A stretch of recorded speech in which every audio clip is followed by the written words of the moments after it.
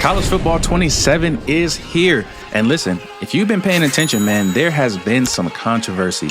Now, I'm explaining it, but it's probably not what you're thinking. For as long as we've been playing football, man, it has always been a competition to see who can get to the top, who can reach the summit and be crowned #1, or who can be crowned the king. In this video, man, I'm starting a brand new challenge called the Last King Challenge. So the ultimate goal of this challenge is to win a national championship with the best team in our state. But we're not gonna make it so easy as to just start with the best team in the state and see if we can win a natty first year. No. We are going to get it out of the mud. We're gonna start with the lowest ranked team in that state and work our way up through the coaching ranks and see if we can win a national championship with the best team in the state and be crowned the last king. But to build our way up, or to actually move up, we have to win a conference championship or make the college football playoff. Now, once we do that, we'll be able to see if we can get a new head coaching job at another program in that state. Now, this job can only be a head coaching job, and it has to be an upgraded move. That being said, we're going to give ourselves 3 seasons with each team. If it takes longer than 3 seasons, then the challenge has failed. So it's time to get into it, man, and it's time to figure out which state is going to be first in this Last King Challenge. So for the very first Last King Challenge, man, we are going with Florida. We're choosing the state of Florida, the Sunshine State. So for this video, we are crowning Florida as the top team in the state. So as we look at all the teams in Florida, man, you can see there's a lot of good ones. But if we go all the way down to the bottom, man, we are going to start our series. We're going to start this challenge off with Florida International University, the 305. Now, this ain't the 305 you might be thinking of. It's not the Hurricanes. This is the Panthers, and we have Pit Bulls. But anyway, here we go, man. Okay, so here we get into it. So like I said, man, the school that we're going to start off with is the FIU Panthers.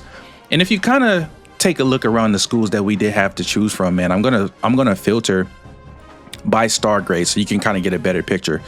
Now, it was a toss-up between FIU and Florida Atlantic, and you can see last year Florida Atlantic had a record of 4-8, and the Panthers had a record of 7-6. But on paper, by overall, the Panthers are a 69 overall, and the Florida Atlantic Owls are 72 overall. So obviously, we got to go with the lower overall here. So now, if we look at the breakdown for the Panthers, man, you can see as we start this series off, we are going to only have 100 Dynasty points as our starting budget. Now, this is not going to be easy. 100 points is nothing. I can spend 100 points like that. But that's what we're going to have to start off with, man. We are located in Miami. The school demeanor is balanced, but the job difficulty is very high. Now, I'm assuming what that's going to mean is if we don't have early success, we are going to get fired. Now, I would hate to end this video off. I would hate to end this challenge off and not be able to even make it past the first team. So we are going to have to lock in, ladies and gentlemen. Now, you can see, man, we got some pretty decent pipelines, some 3 stars from South Florida and Central Florida. And we get a quick look at some of our top players. Anthony Carey, who's 82 overall. Kenton Simmons, 82 overall. And then a couple 81 and 80 overalls with Jai Avialian Celestine. That boy got a name on him. And then Demetrius Hill at free safety, man. So we have some decent players to work with, I guess. We haven't really got too far into the roster. But as we look into the Dynasty blueprint, we can see just exactly where our Dynasty points are being allocated. Now, it's telling me I have 160 points going towards my staff. No points going to facilities, no points going to recruits NIL, which I guess we haven't done yet. On the roster NIL, we're spending 305 points already. And we only have 100 unspent Dynasty points that we have to work with. And if we look at our school grades, man, you can see some of these things, I guess, are factoring into how many Dynasty points we're actually going to get, like conference prestige, brand exposure, stadium atmosphere, program tradition. So we'll see how that all plays in. But now if we take a look at our AD expectations, like we've seen before, our school demeanor is balanced. So what does this mean? Passing or failing goals affects your job security at a normal rate. So let's look at these goals, man. Number 1, we need to upgrade our facilities to competitive within the next 3 seasons. If we do that, that'll get us 250 points. Number 2 is we need to beat our rivals, Florida Atlantic. And then lastly, we need to win more conference games than last year. I guess we can see that was only 6 games that they won last year. So if we win conference games, that'll give us a bonus here. And you can see the expectation is bowl hopeful. So with a 69 overall roster, that is kind of a lot of weight on the new coach's shoulders. And if we look at our school grades, we're not working with anything crazy outside of campus lifestyle. And that really only might be because we have Pitbull as our GM or spokesperson, or I guess, I don't even know. Does he own the team? It's his field. So now that we know what the team is looking like and we know what the expectations are, I think it's time to meet our coach. So obviously for this challenge, man, we're going to be the head coach of this team. And I'm going to go ahead and make our own coach. It wouldn't be right if we use Willie Simmons. I'm not even sure who Willie Simmons is with a D- grade, but I'm sorry, Willie, but you got to go. He ain't Willie Beeman. All right, so this is going to be an important decision right here. We have to select our backstory for our coach. Now, normally I would go something like tactician, because tactician is one of those archetypes. It's one of those skill trees that actually impacts you on the field, right? And it's going to be something where you can actually see the skills being used applied on the field, which might be what we need with a 69 overall roster. But I feel like more than anything, dude, on this challenge, on this series, we are going to need some hoopers, bro. We're going to need some players in here who can actually make a difference. So being a recruiter and maybe getting some of those bonuses and getting some of those boosts from these recruiter skill trees, it might be really important. And that's what I'm going to go with here. Now, you know, we can always add other things to tactician or motivator down the line, which will help us, you know, eventually on the field. But I think we're going to really need to focus on this roster. So the coach we're going to be using for this challenge is none other than Melvin Speed. Now, we are going to continue using the FIU playbook, the power spread. We'll see how that goes throughout the series. Maybe we'll change it if it's not really working out, but we'll leave it as is for now. Now, we are going to have an alma mater of Miami, because the real Melvin Speed in real life, his favorite school is Miami. Shout out Melvin Speed. But we're going to keep a pipeline of Ohio. So maybe that'll give us a little bit of bonus with the recruiting out of Ohio. We already know there's some dogs coming out of Ohio. But the interesting thing to look at right here is Dynasty point strategy. Now you can choose from a few different options: talent acquisition, portal program, balanced, developmental, recruit and retain, or back to talent acquisition. Now, I don't know really which one I want to use, man. Portal program is sounding really enticing because of the fact that we only have 100 dynasty points to spend. That is just replaying in the back of my mind. I don't know how much we're going to be able to actively recruit good players. So maybe we might have to snatch some people out of the portal. Developmental, I'm not sure if I even like the way that sounds. Recruit and retain, once again, we only have 100 points. Or talent acquisition, we are a recruiter as our archetype, so maybe that will help us, but I don't know. I'm kind of back and forth between portal program and talent acquisition.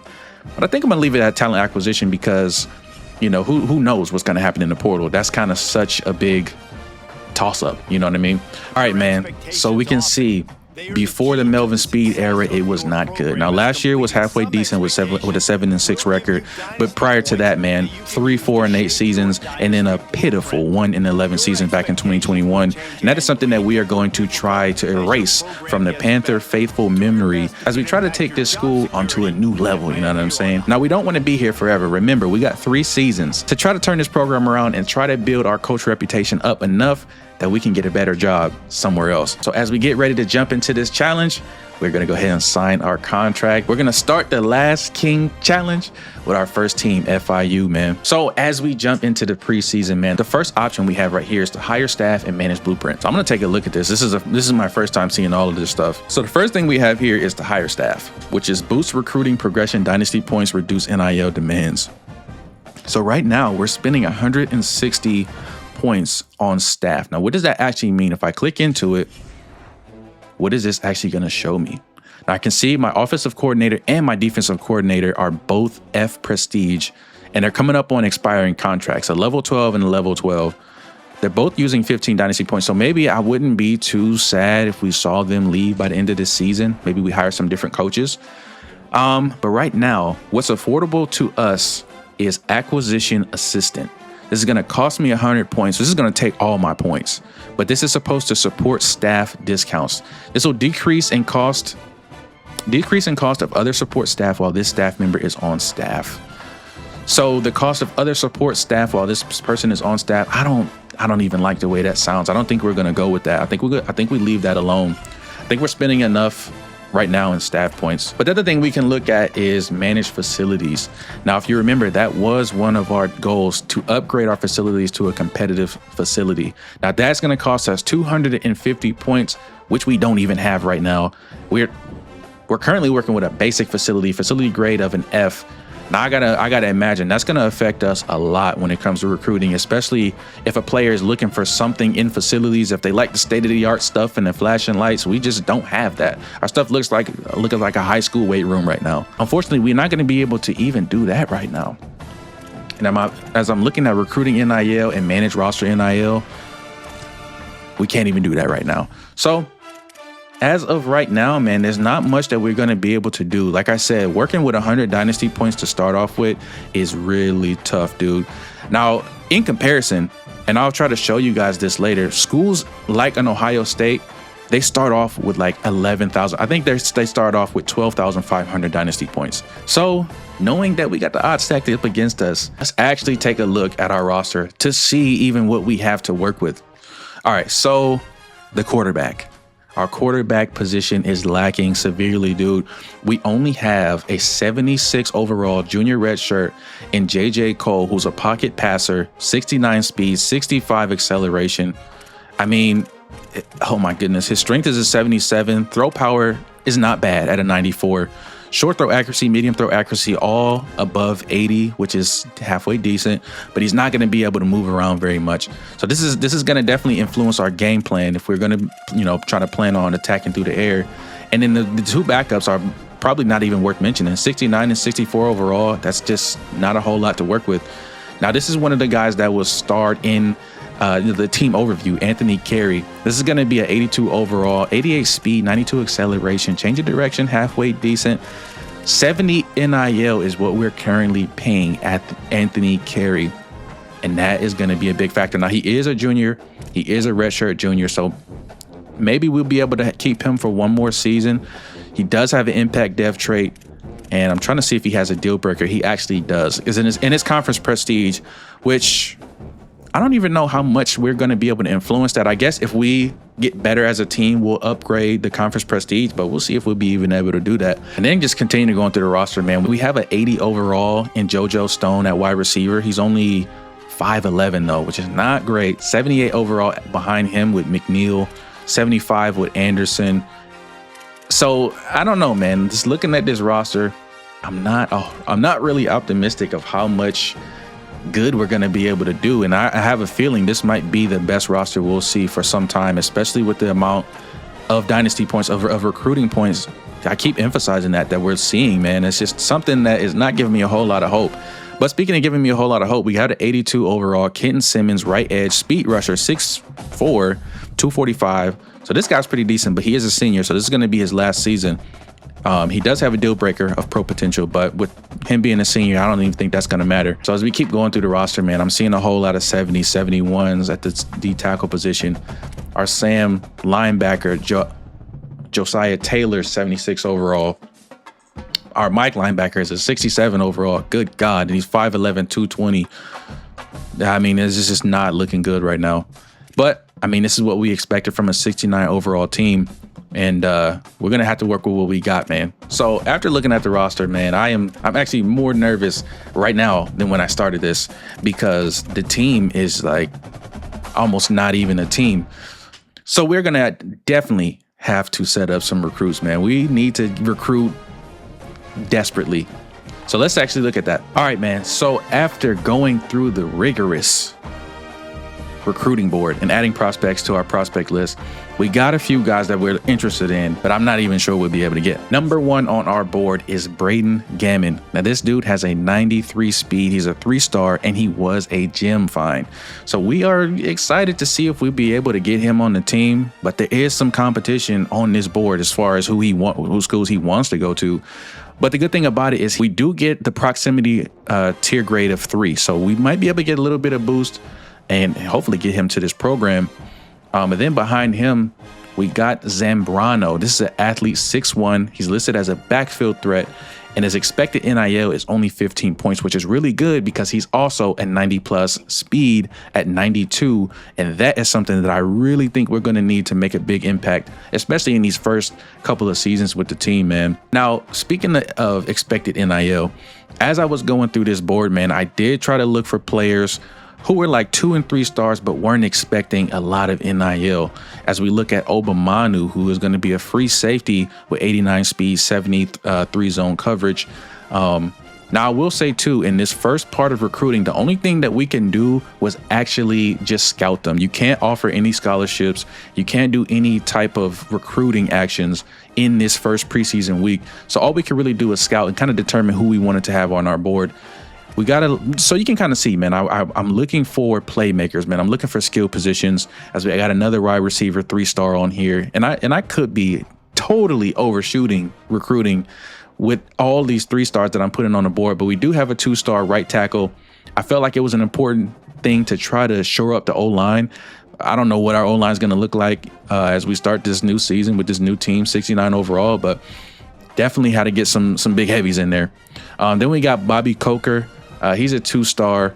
I'm really just looking for guys that are fast. I saw 89 speed, 0 expected NIL, which was a plus. He's also coming out of Florida. Now, I did tell you guys this challenge. This is our first season as a head coach, so we don't have very many connections in the recruiting world in this challenge. So all of these players are in the state of Florida, which is going to help us as far as pipeline and keep us within the boundary of our challenge because we can only recruit out of Florida. But thankfully, Florida just has a bounty of athletes. So that kind of helps us here. Then we got a free safety, Etta Bali, who's a 2-star, and then a Mike linebacker, Tony Bloom, who's a 2-star.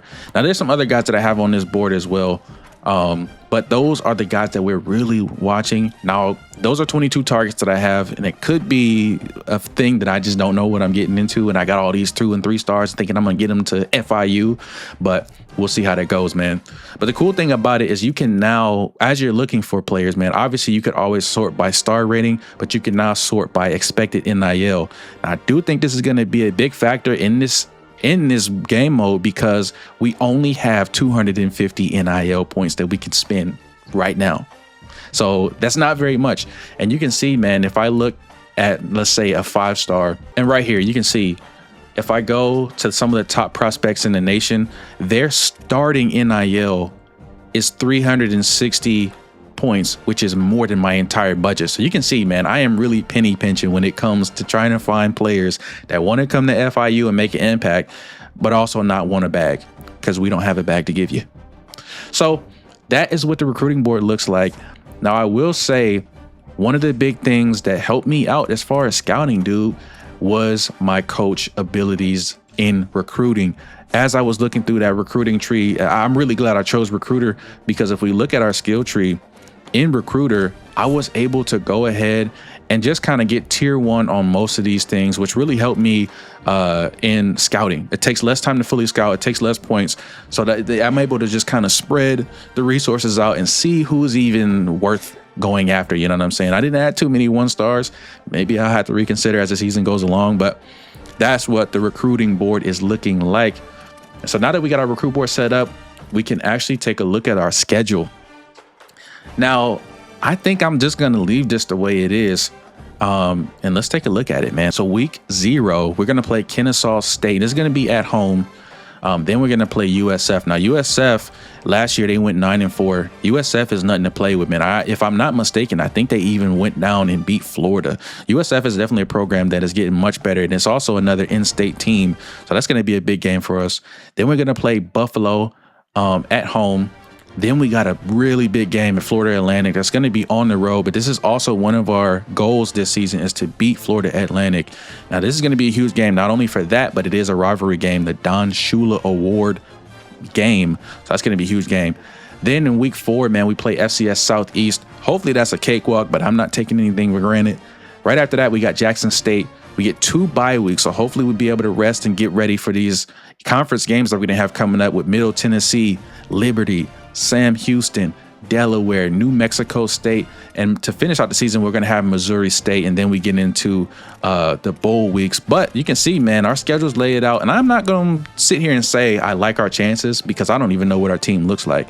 A lot of these teams I just immediately assume are going to be cakewalks, like say at Middle Tennessee, but I could be getting ahead of myself because I don't know, like I said, what a 69 overall team is going to be able to do. So we're now week 1 or week 0. We got Kennesaw State up on the schedule. Now, one of the first things that I noticed in this new game in college football 27 is you can now set up a weekly practice plan. And I want to take a look at that. Now, we all know the wear and tear system is implemented, and this is going to be a big deal because we all know wear and tear is crazy in this game. Your running back gets 2 carries and he's already hurt for the season or something like that. God forbid, because I don't even want to wish that on my best player. But I mean, we kind of look at it right now. His career wear and tear is almost already below 50%. So this is going to be something that I'm going to have to manage. And you can change the plan for each player to full practice. They can get a week off, no practice, or limited practice to try to conserve some of that wear and tear. So as we go through the season, man, I'll definitely be adjusting this and maybe favoring it. Maybe some of my star players ain't got to come to practice. It just is what it is. You complain about it, you can sit your ass on the bench. All right, man. So now this is the real recruiting board. This is no longer just scouting. This is actually trying to convince players to come to our lowly school of FIU. If there's any FIU alumni watching this video, I'm sorry, but I'm not convinced yet. But we're going to turn that around. So let's look at our quarterbacks, man. I think one of the biggest positions that we're going to need to fill is the quarterback position. Now, looking at Montrell Harvey, he's a 3-star, but he expects 55 NIL to start with out of my 250-point budget. And I just don't know if I can do that for you, my boy. It's just like, yes, you have an 83 throw power and 78 short accuracy, but if I don't get you and I spend all this money, it's going to be bad for me later on. So maybe we really take a look at 2-star Jeremiah Lennon, who does have an 81 throw power, and we have enough hours to go ahead and completely scout him. But you can see, man, the 81 throw power was just a ruse because short accuracy, medium accuracy, and deep accuracy is dog water. It's like you can throw the ball, but to who? So you can see, man, the selection that we're having is kind of crazy, man. I'm going to go ahead and fully scout Finney right here too, or Finley. Throw power is looking nice, 77 accuracy. Okay, accuracy could use some work, and I just don't have very much to choose from unless I decide to spend NIL. And I think that's the point of this year's recruiting system, is to make you spend these points on these players and really make some tough decisions. So maybe we just go ahead and fully scout Harvin, and maybe we see what it actually takes to get him, to this school, man. We're going to offer him a scholarship. But when you do that, you got to decide how much money you're going to give him. Now, already 55 NIL for a quarterback of his caliber, it's going to hurt my pockets. And as I increase this by 5, you can see it'll show you how much he's interested by how much money we're offering. Now, if I go all the way up to 85, which is almost half my budget, he is just now starting to be interested. And I'll be honest, I don't think I'm going to do this. I don't think I'm going to do this. I think we're going to have to keep looking, man. I mean, maybe the transfer portal is going to be something that like we really got to get into, because I just don't feel comfortable spending that kind of money on a player who might not give me that much return. Now, I play a lot of Monopoly and I like to strategize and stuff like that, man. I'm not going easy. You're not just going to take my bread. I paid a little rent, but you know what I'm saying? I'm putting hotels on my property. Anyway, I'm going to keep going through this board and maybe try and see who I can swindle into coming to FIU. We're going to have to get shiesty, man. All right. So as we went through and offered scholarships and managed NIL, I ended up only having 40 NIL remaining. And you can see kind of how I had to budget it, man. So for some of the higher rated players like this 3-star Braden Gammon, I did actually ended up going ahead and offering him a 40 or actually a 60 NIL deal. He was expecting 40, but to get him to even show a little bit of interest, I needed to offer 60. So I feel like I'm just going to use these dynasty points as I have them available, man, because like I said earlier, I don't even have enough points to do any facility upgrades or coaching upgrades. So I'm not going to worry about too much of that too early. I think we really need athletes here. And it was a little bit to manage the budget and how much players wanted. But like I said, if you sort by NIL, expected NIL, and try to find the balance of decently rated players versus how much they're expecting, you might be able to walk away with a little bit of something. But we'll see what it looks like after week 1. But now that we got this, when we got some of this stuff in place, we know what kind of players we're looking at to build in the future. I think it's time to focus on right now. And I think it's time to focus on getting our first win versus Kennesaw State with the FIU Panthers, man. The speed era is here. The coach speed era is upon us. I'm excited. I hope you're excited, man. If you're ready for this series, if you're ready to see if we can complete this challenge, man, drop a like on the video and subscribe to the channel because it's time to get to it, man. All right, man, the first game of the season. And it's a rainy one, too. That's another thing they added in this game, man, the dynamic weather. So we'll see, like, how that changes throughout the game. But I ain't gonna lie, man, we're looking clean in that all blue, that Panther blue. And this is Coach Melvin Speed taking the field for the first time in front of the home fans. And there's a lot on his shoulders, man. There is a lot of weight on his shoulders. And Kennesaw State is no slouch team, man. This is one of the newer teams to come to the FBS, man. And this is not going to be an easy challenge. I'm going to tell you that right now. All right, man, so to start this game off, we are actually going to get the ball first. And we're going to put our offense on the field to start this game and see what we can do. But here's Brown ready to take the kickoff. Looking for somewhere to go. Not going to go too far. We're going to end up on the 20. But this is the first look at our offense. And our star back, the junior, Anthony Carey, is going to have to carry this team to victory. No pun intended, but pun intended. So we'll see what he can do, man. I think the game plan is just going to be to try and lean on our best players until we have to do something else, man, honestly. So we're getting ready to try to run this up the middle. I'm going to try to highlight the linebacker. Maybe we get a good block here. We get a little bit of push. That's not a bad run to start the game, man. That's a gain of 4. 2nd and 6.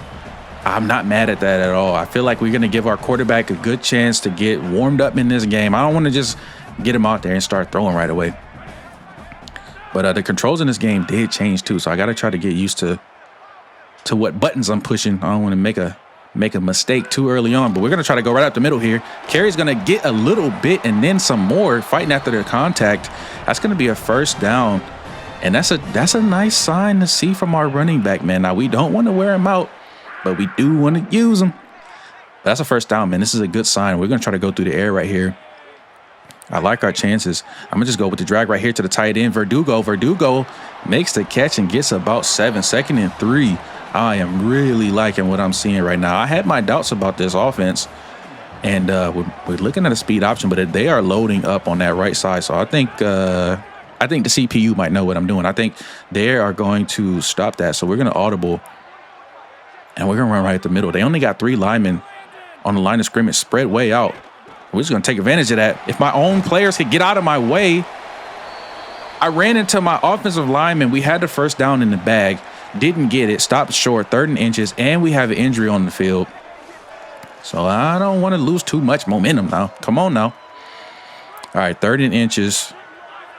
I feel like we should have this, right? Carey should definitely be able to get a yard, half an inch, right? Trying to go up the middle. Fight up the middle. He gets taken off of his feet. We barely get that. Now the injury is our tight end, Jackson Verdugo, and it's like injury. So we're gonna let him sit down for a minute. He had a high injury risk. Maybe we go with a little bit of play action right here. All right, on the 42, trying to get on the good side of the 50. Going to play action here, bringing a little bit of pressure off the right hand side. Trying to see if Carey could put a better route together. I mean, it's one of the slowest routes we've ever seen. He made the catch. We get 4 yards, but dude, get a foot down and get up out of there. 2nd and 6, going back on the ground again, looking for a room up the middle. We're going to get it. We're going to get a first down too, or close to it. It's another 3rd and inches. Another 3rd and inches. Maybe we go with a little bit of trickeration. We're going to open up this playbook a little bit and maybe try to get McNeil on the outside here and find him some space. The last time we had 30 inches, it didn't. Oh, my God. Oh, my gosh. We didn't. Oh, my goodness. We couldn't get no push on the line, dude. I'm going to go for this. Now, I'm going to try to play smart, man. And I'm not going to always go for it on 4th down, but I feel like 4th and inches on the first drive, we got something to prove, man. I do like these drag routes. I really like the drag route. Maybe he'll commit. Oh my God. Oh my goodness. Maybe we should have just ran that, but it looked like I had the drag open, but he played that perfectly. He kind of just sat right in the middle and was waiting for me to make a decision. I did and gambled, and we don't get the first down, dude. It's turnover on downs on our own side of the 50. Kennesaw State came out here and got all the momentum. And it looks like they're going to go with a pass. We're going to try to cover. Oh my goodness. We tried to cover the middle of the field, but the quarterback was able to get outside the pocket and get 8 yards. Almost had a tackle in the backfield, but he just had a little bit too much speed for our D lineman. And they start this game off with a big play. It looks like they're going to focus. Oh my God, they're going to focus running on us with their quarterback, and he's going to go in for the first touchdown of this game. And they score in 2 plays, and they make it look way too easy. Kennesaw State goes on the board first after a gamble from Coach Speed, going for it on 4th and inches. We didn't get it, and then we let up. And then we give up a touchdown right away, dude. That's not looking good. Now, we did have some success on the ground. Passing didn't look like it was there. So maybe we go with a little toss right here. Try to get some blocking on the edge. Oh, and Carey's got some space on the right-hand side of the field. He's going to get all the way down to the 39.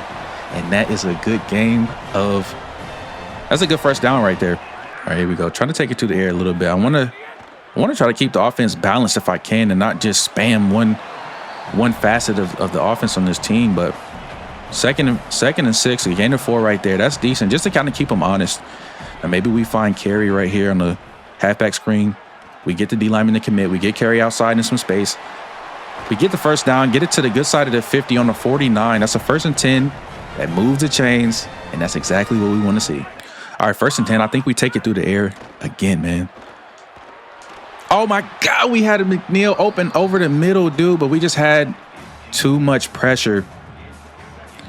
Our quarterback couldn't make the throw. I mean, that might have been a touchdown. We make that connection right there. I think we got to go back to the ground, man. We got to go back to the bread and butter on 2nd and 10. We're just going to hand this off. We get decent blocks. Carey is going to get lit up over the middle. Only picks up 2 right there. This is a money down right here, dude. We went for it on 4th down in our last drive, and we didn't get it. But I think we got the slant. I think we got. Oh my God. Oh my God. That is enough to make me break a controller, bro. We had the slant wide open. I completely forgot about timing-based catching, and we dropped the wide open. Dude, we dropped the first down. We might have dropped a touchdown right there, too. But I think we're going to have to punt this ball away. Dang, that is unfortunate. And I'm going to tell my defense to play conservative because I know they're going to throw this ball. We are going to get – I thought we got to the quarterback. I thought we got a sack. We actually finally get him down. It's going to be 4th and 20. Our D-line is actually playing pretty good, man. We're getting a lot of pressure on this quarterback, Collins. We're making him have to make decisions. He hasn't really done anything impressive so far other than scramble drill. And I like the way this is going. If our offense can pick it up a little bit, I feel like we are going to have a really good chance in this game. 3 yards right there. Better than nothing. So we're working with 3rd and 7. We have to convert this right here. And I definitely feel like they're going to be bringing pressure off this right-hand side. So maybe we throw right into the blitz. Maybe we find Carey out of the backfield. Not there. But we are going to find the drag route. This is McNeil. He's going to find some space. I just say get out of bounds. That's a first down. Hey, way to play through that. Behind the chains a little bit. But we got to find a way to just stay in this game. Can't let one play define us. 1st and 10 on the 35. We're going to go back to our star running back who almost had a whole lot of space to run on that left-hand side, but got caught by a sticky D lineman. Maybe we should have ran that a little bit more to the outside. Let him use his athleticism and speed.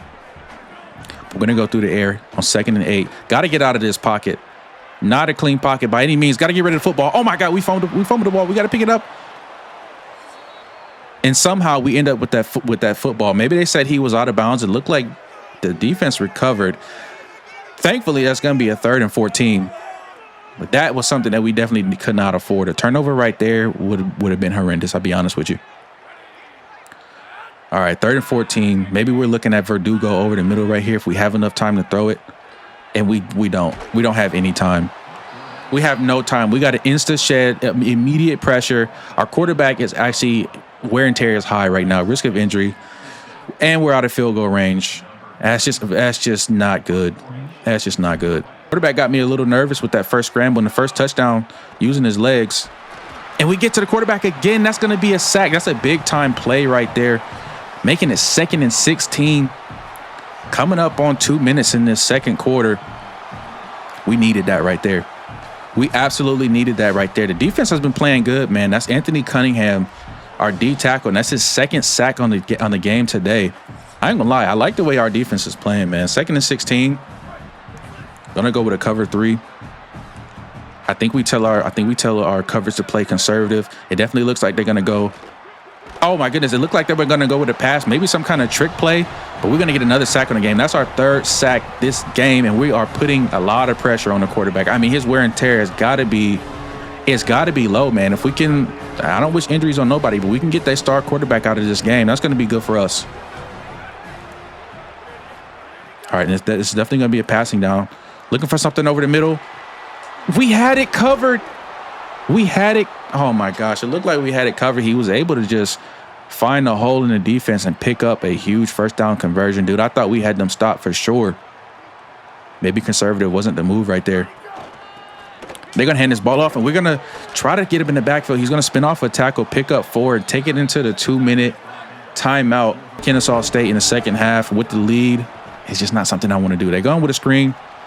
Wrap up. We get him to the ground. I'd say we call another timeout right here. Maybe we spin them too early. I don't know. But I think we want to save ourselves as much clock as possible. They are going to go for a field goal. This is going to be about a 30-plus, almost a 40-yard field goal. Is their kicker good enough? He is definitely going to be good enough. It's going to go right through the middle. We just need blocking. I think Joseph's just going to have to block. I don't even want you going out on a route. They don't bring pressure. I think we got. Oh my God! It's just nastily underthrown. We throw a pick. We thought we had the corner beat, and it was just underthrown by a mile. Oh my gosh! We throw an interception, and I got to be honest, it is not looking good. They score again. I just don't see how we can move the ball. I just don't see how the offense can move the ball right now. We haven't shown any ability to be dangerous on the offense.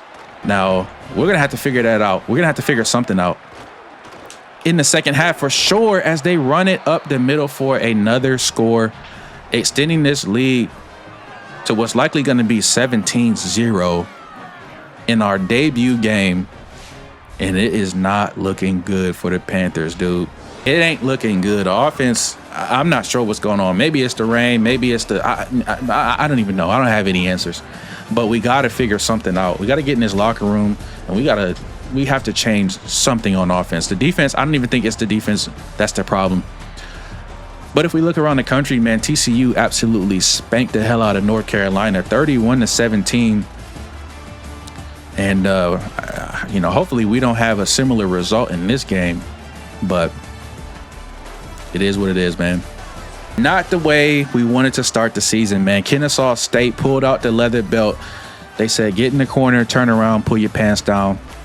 They absolutely put BTA to us today. And this was a wake-up call. This was a really big wake-up call that this challenge is not going to be easy, man. It's not as sweet as it was before. I'm going to tell you that much right now. If we take a look at the stats, man, this just makes today even more depressing. J.J. Cole, 9 for 15 for 61 yards, 1 interception. The backup came in and didn't do nothing but just be a place filler. Anthony Carey had a decent game, man. 18 carries for 99 yards. Not really much after that, though. He was a bright spot, but he did walk away with a hamstring injury, man. And on the defensive side of the football, man, we couldn't tackle anything to save our lives, bro. It was just all around. We got dominated. The defense did a little bit in the beginning of that first half, but it wasn't enough. It wasn't even close. We dropped the first game, and we're gonna have to go back to the drawing board, man. For sure, we're gonna have to go back to the drawing board. It's got to get better than this. All right, man. After a horrible week 1, we get to our weekly advanced summary, man, and we can see from our 80 expectations, we started out with a job security at 95%. After week 0's loss, we are now down at 61%, and you can see the temperature in the room has turned up to 1,000. It feels like we're in the hot seat already after one game. Now, I know that's too early in the season to really make any real determinations, but myself, I feel like it's gonna get bad. I feel like it might get worse in week one officially against USF. Now, USF on paper is a much better team than Kennesaw State. Will they perform that way? That's yet to be seen. But I got to be hopeful. But I ain't stupid. We do need to continue recruiting, man, because obviously we just don't have the players right now. We don't have the roster to really make an impact, dude. All right, man, as we look at some of our favorites that we have on our recruiting board, we are starting to move up on some of these lists. Now, given the fact that we are recruiting out of Florida and our pipeline for most of these players is going to be at a tier 3, that does help us out a ton. So we're starting to move up the board and on some of these 3 stars, and I feel like we're going to have a halfway decent chance to actually land some of these players. I do think we're going to have to continue monitoring this and sweeten up the pot to make sure that we keep climbing this list. Now, I actually feel like we need to focus on like 5 players that we can get almost guarantee to hard commit and get them in this program, man. We need as much help as we can get. And we saw last week's game. I don't even want to keep talking about it. Okay, man, here we go back into the fire. And USF, here we come. We are at Raymond James Stadium, man. Getting ready to take on the USF Bulls. Now, this is a big game for us. So I feel like this is an in-state team, not necessarily a rivalry, but it's probably some bad blood, man. South Florida and South Florida. Now, unfortunately, I'd say unfortunately, but we are going to get the ball to start this game off once again, and they're going to kick it to Brown. And let's see if we can make something special happen. Not even close. We're going to get down into 17. And I think we're going to have to play a lot of strategy football, man. Now, it's one thing to know. Anthony Carey did get injured last game, so he did not practice this week. We set him to no practice in our weekly practice adjustments, and we'll see if that actually affects him in the game, because I think we're going to have to seriously depend on him a lot. As we go, first play of the game, we're going to go with a handoff to the right-hand side that goes nowhere. And you can see already he's got risk of injury written all over him. But on 2nd and 10, I think we're going to have to go through the air. And I think we're going to have to make our reads quick, man. There's no time to waste. We're going to have to be a quick passing team as we find the tight end for a gain of 8, which is a positive, man. This is exactly what we needed right now. I run this ball on 3rd and 2, but I know my offensive line way too well at this point, and I'm not going for that. Now, I am cautious that we're going to have pressure right off the bat, and we do, but we're going to find Stone over the middle with a nice drag route. He's going to get a first down and then some. Gets to the 39, and we are finally moving this football. I think our scheme has got to be dink and dunk, give it to Carey. Dink and dunk, give it to Carey. And that's exactly what we do right there. We get a little dink, Stone again, because I cannot afford them to not be available in the game, as we're going to find a wide open McNeil over the middle is going to get all the way down to the 4-yard line. That's how we do it. JJ Cole is finally waking up. The players are starting to play, and we might score our first touchdown of this season. Joseph is still in on this drive, but we're definitely going to have to cue Carey back up. But Joseph is going to get it done. He's going to get a hurdle over the down D lineman, get into the end zone, and that is FIU's first touchdown of the season, and things are starting to get hot. Our USF has on their opening drive, they're going to get all the way down to the 19, man, and really start driving on us. And right now, we're just trying to find a way to apply some pressure as the quarterback's going to scramble. Maybe we can get a fumble right here, get a big hit on him. He gets down to the 6, but that's something that killed us last game too, was a quarterback scramble. Got to find a way to deal with that and contain him at least. And they're going to go with an outside run. I think we got to leave the hit stick alone. The hit stick just hasn't been working in our favor, but we do get a good tackle right there. We're coming into the final seconds of the first quarter. 2nd and goal. They're going to go with a handoff to the outside. We are able to get the tackle on the 6-yard line. It's 3rd and goal. That ends the first quarter, and FIU has the lead in this game against USF. If we can get a stop right here, that would be massive. As we take a look at the team stats, man, you can see we've dominated in most areas of this game, 79 passing yards, and just had obviously most of the possession in this first quarter. And we get a stop right here. Like I said, that's going to send our confidence sky high. 3rd and goal. You got to imagine USF is going to try everything they can to get a touchdown right here. Think we just got to be careful. The quarterback scramble. He just makes it look way too easy. All right, late in the second quarter, man, we would have a tie ball game. 14-14 on the 31 in the 2-minute drill situation. Trying to see if we can make something happen in this game before halftime. And Carey breaks off a huge run right up the middle, getting us to the 44. And we're going to have to really use some clock management. We don't want to burn too much time off the clock because we got a wide open receiver right here. I'm going to catch that one and get down the sideline. I couldn't even speak. We get all the way down to the 14, but I used the catch meter right there. So that came to bite me in the last game, but I greened that one right there. We were able to get up the sideline. J.J. Cole's having one hell of a game. 41 yards on that pass right there because I want to keep this clock ticking and at the very least make USF take a timeout. So we're just going to keep the football in Carey's hands. We're going to make them call a timeout. I'm totally okay with going for a field goal right here and trying to go up 3 points and not giving USF a huge advantage to get this ball back and have a chance to do something crazy right before halftime. The kick is up. The kick is going to be right down the middle. We're going to take the lead in this game right before half. Only a few seconds left on the clock. Hey, man, so we were able to maintain this lead and continue our success down the field, man. We get all the way down to the 17. We still have that 3-point lead, and we are knocking on the door to try to add a few more points. And this is Carey's making a crazy move up the middle, almost gets another first down on the 7-yard line, 2nd and inches, and we can smell the touchdown. We can taste victory. I'm getting too excited. I'm getting way ahead of myself. But maybe it could be for good reason, as Carey is going to get stuffed in the backfield. 3rd and 2. I think we have to go with something quick right here. The drag route, like I said, has been our best friend so far in this game. I'm really liking Stone dragged over the middle. If not, maybe we hit Carey as a safety valve. No, Stone's going to have this. He's going to get over the middle, make the catch, and that's a touchdown. That is addition to the lead for FIU, and Stone is getting jiggy in the end zone. FIU is looking to pull off a major upset. After last week's performance, I was not thinking this team was even capable of scoring. Right in the late minutes of the 3rd quarter, we got a 24-21 ball game. USF was able to get another touchdown on the board. But now we got to try to get a 3rd down stop.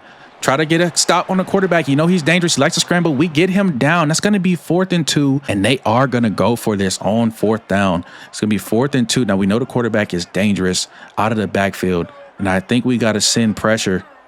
I think we have to send pressure. He doesn't. Oh, my goodness. That was so close. I couldn't even speak. They didn't run the ball, but he did scramble out to the right-hand side. He barely picked that up. And USF was able to go down and score a touchdown. And now in the 4th quarter with the clock ticking on the 48, it's 4th and inches. We're only down by 4. And we're going to try to hand this ball off to Carey and pick up an inch. We pick up the first down barely and are able to keep this drive alive. Crazy enough, the drive ended in nothing, man, and we are back on defense, and we need a stop here. We get a stop here, and we might be able to turn the tides on this game, but this quarterback is looking to be a game breaker, dude. Another big play, another big run, 8 rushes for 52 yards from the quarterback, and he has actually been the determining factor for USF, man. He's been the X factor, if you will. We haven't even learned to send a spy on him or anything. And right now, our run defense is just bleeding yards, man. We are bleeding yards. Their running back has 117 yards on the game. So it's definitely been what's hurt us all throughout this match here today. As we get to the 2-minute timeout, down 4, we really, really need a stop, man. I think we just have to sell out for the run. Get us sell out for the run. Oh, my God. Is he going to cut back up and get a first down? I think that might be ball game. It's just not enough time on the clock to make a comeback, man, and I think we're going to lose to USF by 4. Hopefully it's only by 4. They're going to add more to the lead, man, and that's going to be GG's. We put up one heck of a game, man, one heck of a fight. I'm not even mad at this loss because I didn't expect it to be as close as it even was, man. We gave ourselves a chance to win this game, but I feel like we knew we might have been outmatched. And that's going to do it, man. Kind of a heartbreaking loss. We lose by 11 on the road to USF. Alvin Isaac went absolutely stew on us. 140 yards on the ground, 3 touchdowns, and the quarterback absolutely added to that as well, man. We just could not stop the running game. And up front, bro, it's such a big difference in this game. If you do not have the linemen to battle for a full 4 quarters, you will definitely feel it, man. And we felt it here as we drop our second game in a row. Second game of the season, we are now 0-2. And you got to imagine, dude, we are in the hot seat as our first year as a head coach. And if we look at the player stats, man, I don't even know if I can be too mad at the team. It's just, I don't know, things just didn't go our way, man. Cole had a halfway decent game, 16 for 23, 205 yards, 2 touchdowns, and he did throw 2 picks. One of those came at the end of the game, a late Hail Mary situation. We just try to do anything to get some points on the board. Carey didn't have that great of a game, man. Only 41 yards on the ground.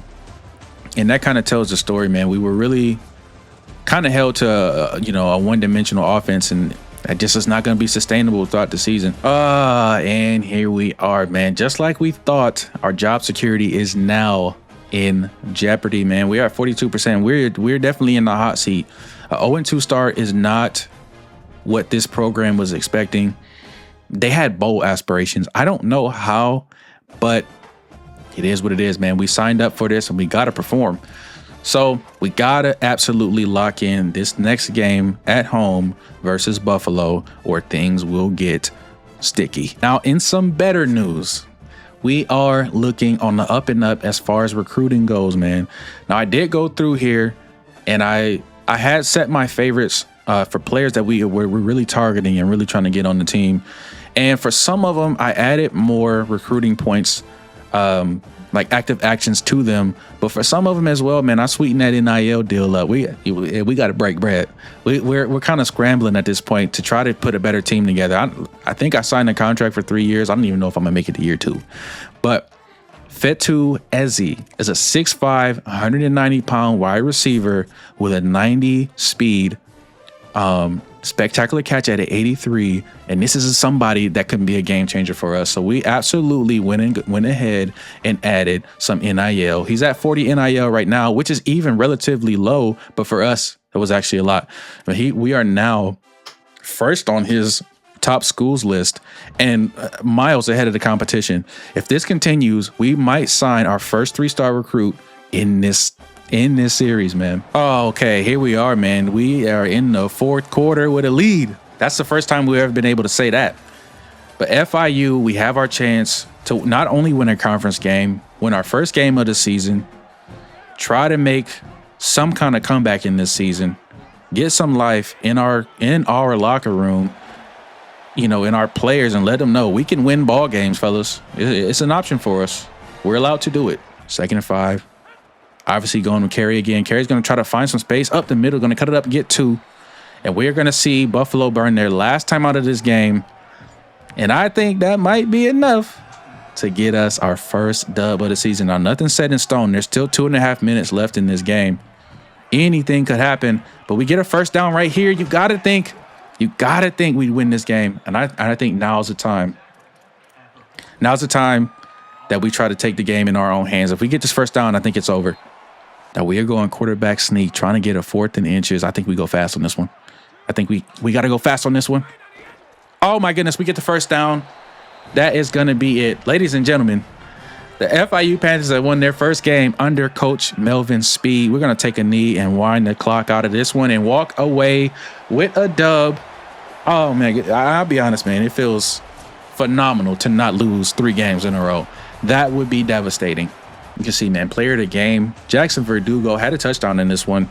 But I got to give it up for our quarterback, man. Just showed absolute grit, made the right passes when we needed to.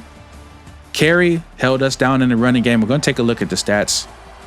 And all right, man, as we take a look at the stats, man, 166 through the air, 1 touchdown. He did throw 3 picks, which is not good. We got to cut that out. But Carey honestly had a subpar game, man. Only 59 yards, 14 carries, 4.2 per touch. Nothing too crazy, man.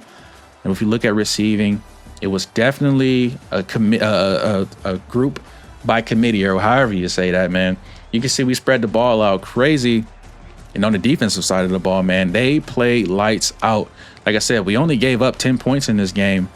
And that was good enough to get us our first win, man. Okay, man, after that huge win against Buffalo, you can see we kind of got a little bit of breathing room. The AD got off our backs. We are now 100% safe in job security again.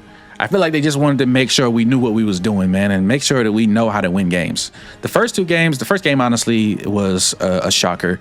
Game against USF, I really felt like we had a chance to win. And then Buffalo, we played to our best ability, man. We were able to walk away with a 10-point win. Now, as far as recruiting, to be honest, is going, I think, as well as it can for us, man. Our 2 big-time 3-star receivers have us both first on their list, man. This would be monumental to get these 2 dudes on our roster. Now, as for the rest of our targets, man, I know they're only 2 and 3 stars, but you can see a lot of these intentions. We are first on that list, which is really good, man. I'm going to actually look more into it as we progress through what will be probably the biggest game of our season, Florida Atlantic week, rivalry week. This is a game that is also on our it's on our AD expectations to win this game. This right here is a make or break game for us too as well, man. You can see there's 3 red points or 3 green points. There is no sway on this game. We have to beat Florida Atlantic. Now, going back to recruiting, I do want to say I'm feeling pretty good, man. I'm feeling pretty good. And what we've done with our NIL budget, I don't know, like at the end of the season, if we only have these 5 remaining points, if that'll come back to bite us. But if it does, then hey, at least we know we spent them when we got some players that could probably make an impact for us next season, man. So you can see Ezzy, we're top of the list, sitting pretty right now. Nobody else has even offered him a scholarship, which kind of concerns me. Maybe if anyone wakes up and sees that he's actually pretty good, we might be in trouble. But looking really good right there. Gammon, we do have kind of a battle with South Carolina. Maybe we need to sweeten up the pot a little bit, but he is our highest projected paid NIL player right now, sitting at 75 NIL points. And you can see it's for good reason, man. This dude he should be pretty good, man. 93 speed, 85 spec catch, 3-star prospect, a gem prospect. This is somebody that I'm actually willing to sell out on points. I'll even add another 5 if I got to. But then for the rest of our top targets, man, you can see we're looking really good. And I honestly don't think we need to make too many changes with the way things are going. All right, man, this is Florida Atlantic week. This is one of the biggest games, if not the biggest game on our season. Now you can see it's going to be 82 degrees with 100% chance of rain. As you can, man, most of these games that we've had have all been played in the rain, which have actually played a big factor. We've seen fumbles, we've seen bad throws, we've seen players lose footing. So this is going to be a dogfight, man. Florida Atlantic is a team that on paper is better than us. So it's not something we can. It's not something we can just sleep on, man. And I actually want to take a look at their roster while we have a chance, just to see what we're up against, man. So you can see 72 overall on paper. And I just kind of want to see who their best players are right here. This dude, Eaton Messer, is a 92 overall, 90 speed, and he looks like he's going to be an absolute problem for our DBs. Physical abilities, crazy. 360, cutter, recoup, sidestep, and has all, looks like platinum tier mental abilities. Winning time, fan favorite, and the natural. This is going to be a guy that might give us some issues. And you can see another player on offense, mind you, is Dominic Henry, who's a speedster, 89 speed, 83 overall, and they have a pretty good center as well. So it does look like Florida Atlantic's offense will give us some trouble, man. And they have a pretty stacked wide receiver core. Most of their best players are in that wide receiver room. Now they do got a halfway decent D tackle, Doggett Jr., 81 overall, Crable coming off the edge. And so you can see, man, Florida Atlantic honestly looks like a well-rounded team. Now, honestly, they are only 1-1 on the season, but they did win an in-conference game. So as much as a record could tell you, it doesn't mean anything in this game. We're going to have to show up to play. We're 1-2. We're 0-1 in conference, and we really need this win. Okay, FAU rivalry week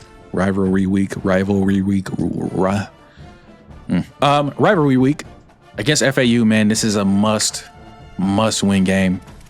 No two ways about it. And we got to have it. Here we go. At FAU in the rain. on the road. Rivalry game. Must-win game. Oh, man. There's so much writing on this game. So here we go, man.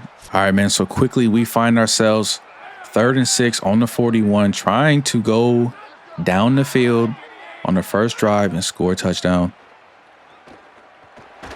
I took a deep shot. I had nowhere to go. I just threw it up.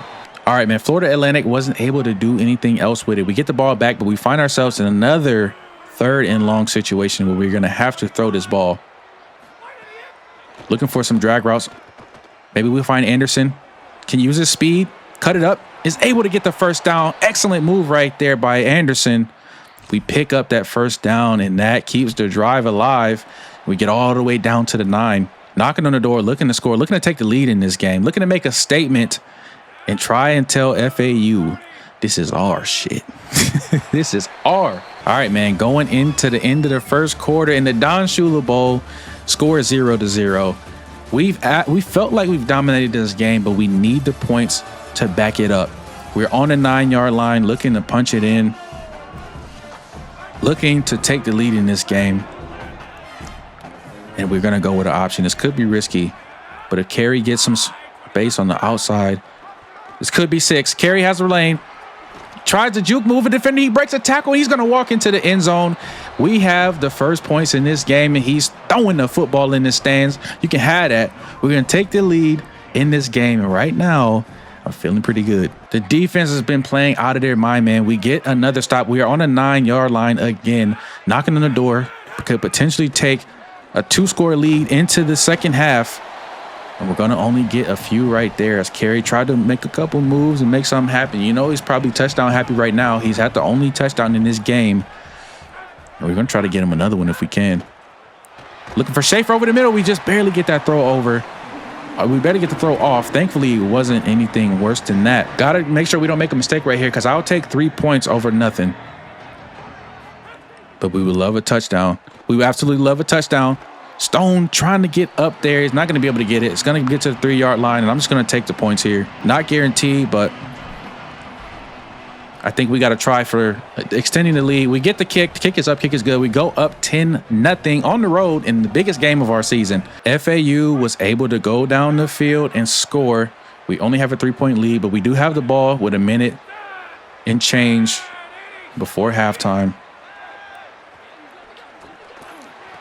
Oh my God. Oh my goodness. We throw a pick right there, but there's a flag on the field. Oh, and it's going to be against us. This is going to be offensive pass interference. It looked like the out route was going to be open. He just did not get out of his break. Horrible route. Blame it on the rain, blame it on whatever, but we turn this ball over and we give FAU a chance to get back in the game, and if not, take the lead. So here we go. 1st and 9 on the 25 after that interception. And we kind of squandered a really, really big opportunity. Oh my goodness, but we get it right back. We get the pick right back, and we have some space. Stiff Simmons, I think that's what his name is. He gets the interception right back, and we get our offense to football. Now all we have to do is make sure we don't do what we did on the last drive and make a huge mistake. We're going to hand this ball off to Carey. See what he can do. Up the middle is going to get 3 yards. And I'm okay with letting this clock wind down and taking us into the second half. We'll still stay aggressive. We'll still actually call a play. You never know what can happen. And with that loss right there, I think maybe we just take this clock out. FAU is going to call a timeout. They're going to try to get their offense one more possession. But I don't think there's no way I'm passing this ball. We're taking more time off the clock. That's Carey fighting for a few more yards. We're going to force FAU to take another timeout. And hopefully they can't go and capitalize. With 35 seconds left before halftime, going to try to get a good punt right here. Snyder absolutely booms one. Going to pin him inside the 20 on the 17. So that is exactly what we wanted to do right there. All right, man, we get 5. So we get the ball back on the 26 with 5 seconds left. And we have a chance to get something quick. Maybe make it a shorter field goal. We do get the catch. We're going to have to call timeout. We got 1 second left on the 16. So this is perfect, man. We are able to get a few more yards right before halftime and give ourselves a chance to get a field goal right here and extend the lead even further. The kick is up. Kick is going to be right down the middle. It's going to be 13-7 going into halftime. We have control of this game, and we are feeling pretty good, man. I don't even want to get confident. I'm still pretty nervous because anything can happen, man. I've thrown so many interceptions in this game, but I'm not even going to speak that into existence because we got the lead in the Don Shula Bowl in one of the biggest games of our season, and right now we have a chance to make something shake. But we're going to start off with the 16. I'm going to start off with a handoff to Carey, who's trying to run over the linebacker. Didn't go anywhere. Picks up nothing on that one. It's going to still be on the 16, 2nd and 10. I don't think we abandoned the run game, though. I don't think we abandoned the run game because Carey can be explosive as he gets 7 right there and makes it 3rd and short. Go one-dimensional and you become easy to stop, man. All right, we're going to go with the out route. This is going to be Anderson. Makes the catch, gets the first down on the 28. We move the chains. We reset the downs. And then we're going to also keep taking time off of this clock. We're going to have to be complete game managers, man. No big-time mistakes as Carey is off the field. He's going to get a really good run all the way to the 28. It's a first down. And Carey's starting to come alive in the second half. It's exactly what we need. Just got to manage that wear and tear just a little bit. Make sure you don't pull a hammy or something like that. We're going to look for a cutback. Nothing there. Nothing there. We're just going to take a loss on 1, 2nd and 11. Like our routes over here on the left side. Maybe Stone wins early. He doesn't. I'm going to find my tight end over the middle. This is going to be Verdugo trying to fight his way up, and he gets the first down. That was a huge conversion right there. We absolutely needed that. We get the first down. We are on the 50, and Florida Atlantic right now is scrambling to try to figure out how to stop us. And as I say that, I don't want to do anything crazy, but they're going to give Cole all the space in the world. He's going to get caught down, so we're just going to make sure he doesn't fumble, get to the ground. You did your job. Play for the neck down. We're going to go single back. I'm just going to keep this ball on the ground right now. Carey is a little tired, but with 2nd and manageable. We saw our lineman got beat immediately, but Carey was just able to out-athlete everybody, get to the outside, and get to the 15 for a first down, and we are in the red zone and have a chance to really take command of this game in the 3rd quarter. Now, Carey does have a little bit of rib wear and tear, but he's still looking halfway decent. I'm going to hand this ball off again. Just get upfield, get as many yards you can on that one. It's going to be a pickup of 3. If it's not there, don't force it, but it is right over the middle. This is going to be Anderson. Anderson's going to get into the end zone. We are going to get another touchdown and take full control of this big game in the season. Florida Atlantic don't know what hit them, and we got our white boy dancing in the back of the end zone. Hey, do your dance, my boy. We are up 19-7 and looking like we might go ahead and walk out of here with a, you know what I mean? Now, to play this by the numbers, they are suggesting that we go for a 2-point conversion right here. And I'm right there with him. We're going to send Verdugo on a quick out. Verdugo's wide open. Verdugo's going to catch the ball, and a 2-point conversion is good. We are up by 14 with just under 2 minutes to go in the 3rd quarter. This is the best situation.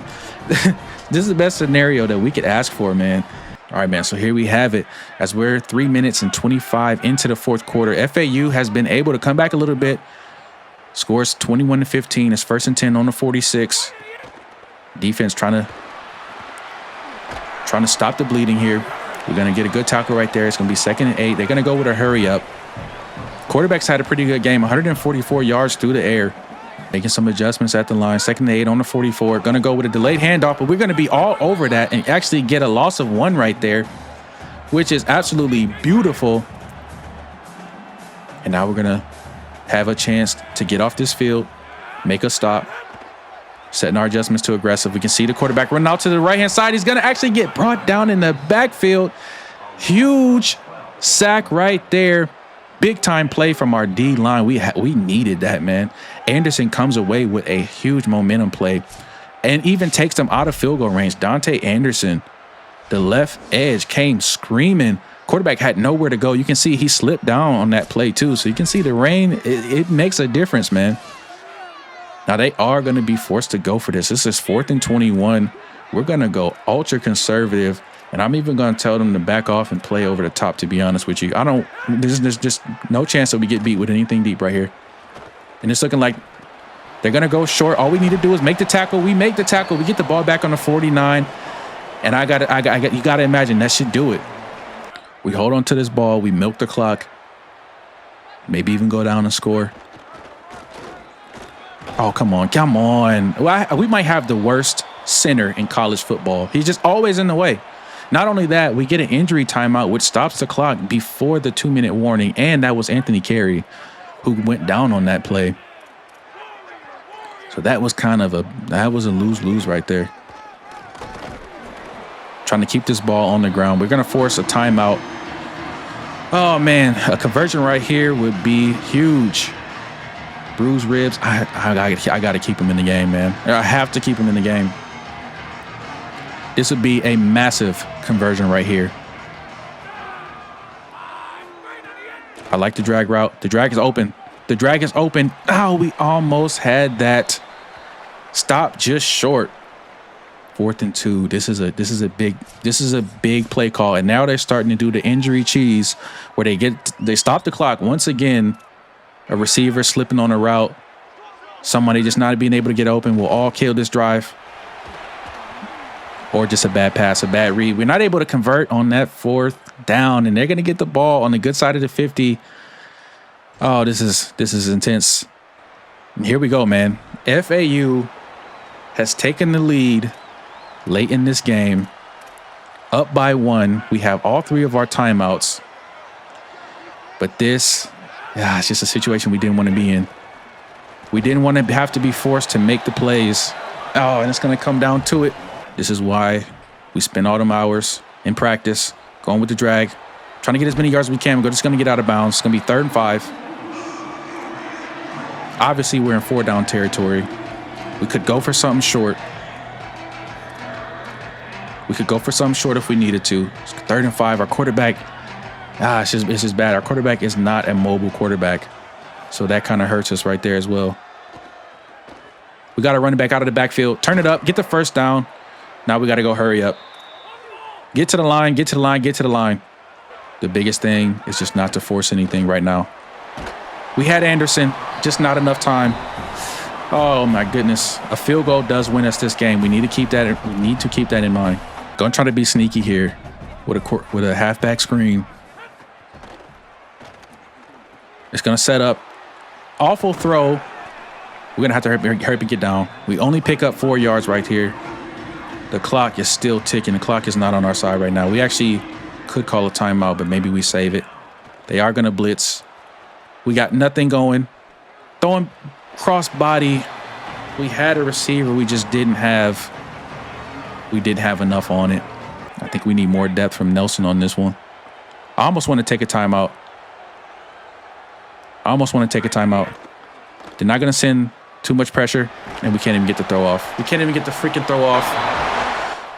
Oh, we lose the game to FAU in the comeback effort, man. Oh, this one sucks. This one sucks so bad. This one might cost us our job. We're just not an offense right now that can do something like that. We just don't have enough. Played one heck of a game all through 4 quarters, man, but we gave him a chance. We gave him a chance to come back. We had a 2-score lead in the second half. Came up with a big time stop right here on the sack, but then it just fell apart. Oh, man. This one hurts.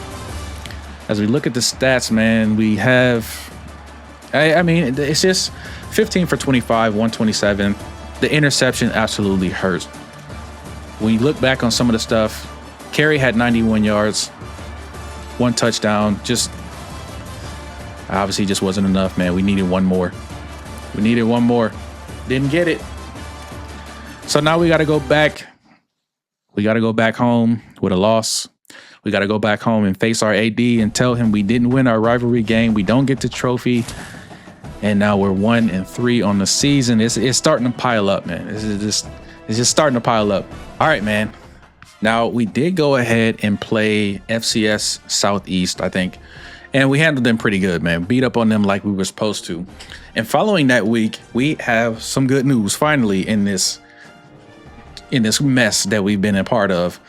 Miles Obamanu, the free safety, 3-star, has verbally commit to FIU, which is incredible news, man. He's a 6'2", 178-pound hybrid free safety. Now, a verbal commit does not mean that he is on the team yet. He has to turn his verbal commit into a hard commit, and other teams are still able to snatch him, man. You can see, man, he has Florida and Virginia Tech as the other two schools that we're pretty much competing against, but right now we're looking pretty good. Now, as for our other prospects, man, our other recruits, we're still sitting pretty good. Ezzy, Coker, Zambrano, Simmons. We've got some guys that we think can make a difference.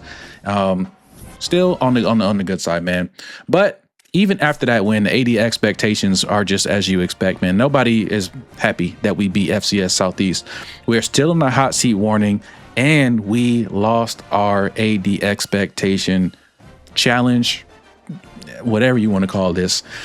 We didn't do it. We lost to FAU, and that hurts, man. Not only do we lose out on 200 points, we are in the hot seat, bro. And to not do either one of those other two goals, it's just not going to look good for us. So as we move on, man, we are getting ready to face Jackson State, who are 4-1. And by record alone, look like they are going to be pretty good, at least better than us. So we got to bring our A game, man. If we look ahead at our schedule, you can see, man, Kennesaw State was horrible. USF, I still feel like that was a game we could have won. Now, we did beat Buffalo. Florida Atlantic, you got to, I don't even want to think about that game again. 21-22. That was a game that we should have won that we let slip. And then FCS Southeast dog walk 31-15. So in all reality, man, we could honestly sit here and be, we could be 4-3 in a different alternate universe, man. In a better world, we can be or I guess it wouldn't be 4-3. It'd be 4-1. If some of these games swayed the other way, these two specifically, it could be a whole different outcome and dynamic that we're looking at. But that's not the case, and we have Jacksonville State, who is 4-1, and they are looking to go 5-1 if they can. But we have to win this game. I feel like every game in the season is going to be a must win. But if we can break even going into a back-to-back bye week, I feel like that's going to be good for us, man. That being said, we need to look at the conference standings. Good thing is we're not dead last. We're sitting number 8 with a record of 2-3. And there are some teams above us that we feel like we have a good chance against, man. You got 0-4 Sam Houston, 1-4 Delaware. Now, record alone doesn't tell you everything, but record will show you that Jackson State is the top team in our conference. So winning this game would actually be a big deal. But before we get into that, man, I do want to quickly, just for the heck of it, not that I think we're going to be looking at any of these awards, but if we look at the Heisman Watch, man, we got Jaden Mayava, Trinidad Chambliss, Julian Sayin, and Jackson B. Jackson. Who is this from Texas State? Brad Jackson from Texas State, absolutely putting up monster numbers, got himself a chance to win a Heisman. Good for him, but has nothing to do with us. But before we can fully invest in that, before we can fully give all of our attention to that, we need to continue recruiting. That effort cannot stop. And one of the things that will help us continue that effort is to keep building our recruiter scout tree. So if we look at our recruiting scout tree, man, I have been continuing to add points and add skills to our skill tree because we're going to need them. So one thing I do want to do, we have 75 coach points that we can use. I am going to go ahead and unlock tier 4 Portal King for quarterback because if you noticed, I am not recruiting any quarterbacks. The one quarterback that I was recruiting, he was a 3-star and he wanted 55 NIL off rip, and I just couldn't do that. And no other quarterbacks out of the state of Florida were really interested that were worth my time. So I'm banking on the portal. So I'm going to go ahead and unlock this. Now, if I go ahead and spend 200 more in recruiter, that'll be the first requirement that we achieve to unlock elite recruiter. Now, elite recruiter is exactly that, man. Once we get into that elite recruiter, then we're going to really start bringing in some dogs, baby. But for right now, we just got to, brick by brick, we got to build it up. So if I'm looking at this, I think the next thing that we must focus on more than anything is our offensive line. Whatever we can do to help us get more offensive linemen, we have to do it. I don't even care about the other abilities right now. From everything else, it's going to be me focusing on offensive line. So if I can get 30 more coach points, I will be going Portal King O-line, because we're going to have to just bring some talent in. If you've seen some of these games, my center is in the backfield before my quarterback can even hand the football off, which is not good. Now, I feel like we're sitting pretty good with a lot of these recruits, and I keep saying that. But I have went in and kind of tweaked some of them. I've completely depleted all my dynasty points on NIL. Like I said, man, I hope that doesn't come back to bite me, but it does look like it might land me some good recruits. Speaking of, here's Braden Gammon right here, who also looks like he's getting ready to verbally commit. Now, we do have some heavy competition with South Carolina, who has a visit on week 5. Now, they're only a two-level tier, pipeline tier. We have a 3-level pipeline tier, and we went and doubled down and scheduled him for a visit week 6 right after South Carolina. So hopefully they don't do too much to convince him to come to their school, man. I'm really hoping they don't, because we are kind of drawing straws. If they do, man, I don't know what else we'd be able to do with them. And we're already offering them 80 NIL. If South Carolina goes and offers them the bag, man, I just don't think we can compete. So we are going to have to absolutely double down and stack as much as we can on him before this happens. So I think I'm actually going to double soft. Now, I know this is a strategy that some of you might know about. Double soft selling on recruits can absolutely help you. It's going to get you the most amount of points possible with only 50 points being available. Now, I would try and sway, but I feel like now's not the time to try and sway this dude. Now is the time to completely sell out. So I'm going to go ahead and give him 50 points. I got 55 hours left. And you can see right here, one of the guys that I was looking at, 2-star right tackle, which we really need, is now, he's got a deal breaker, man. His deal breaker is playing style. We needed a D, but we have an F, and that's because we've been losing games. We're still number 1 on his school list, and he's very close to giving us a verbal offer. We just need to make it to that final tier, man. We need to make it to that final level, and hopefully the deal breaker won't even matter past, I guess, signing day. Now is really time to focus in to play Jackson State.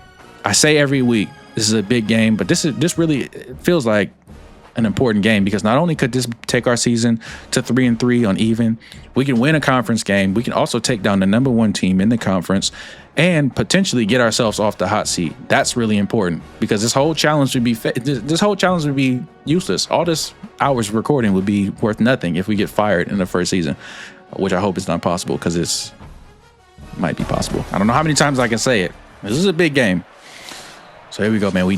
I think one thing we need to make sure we do, number 1, is slow down.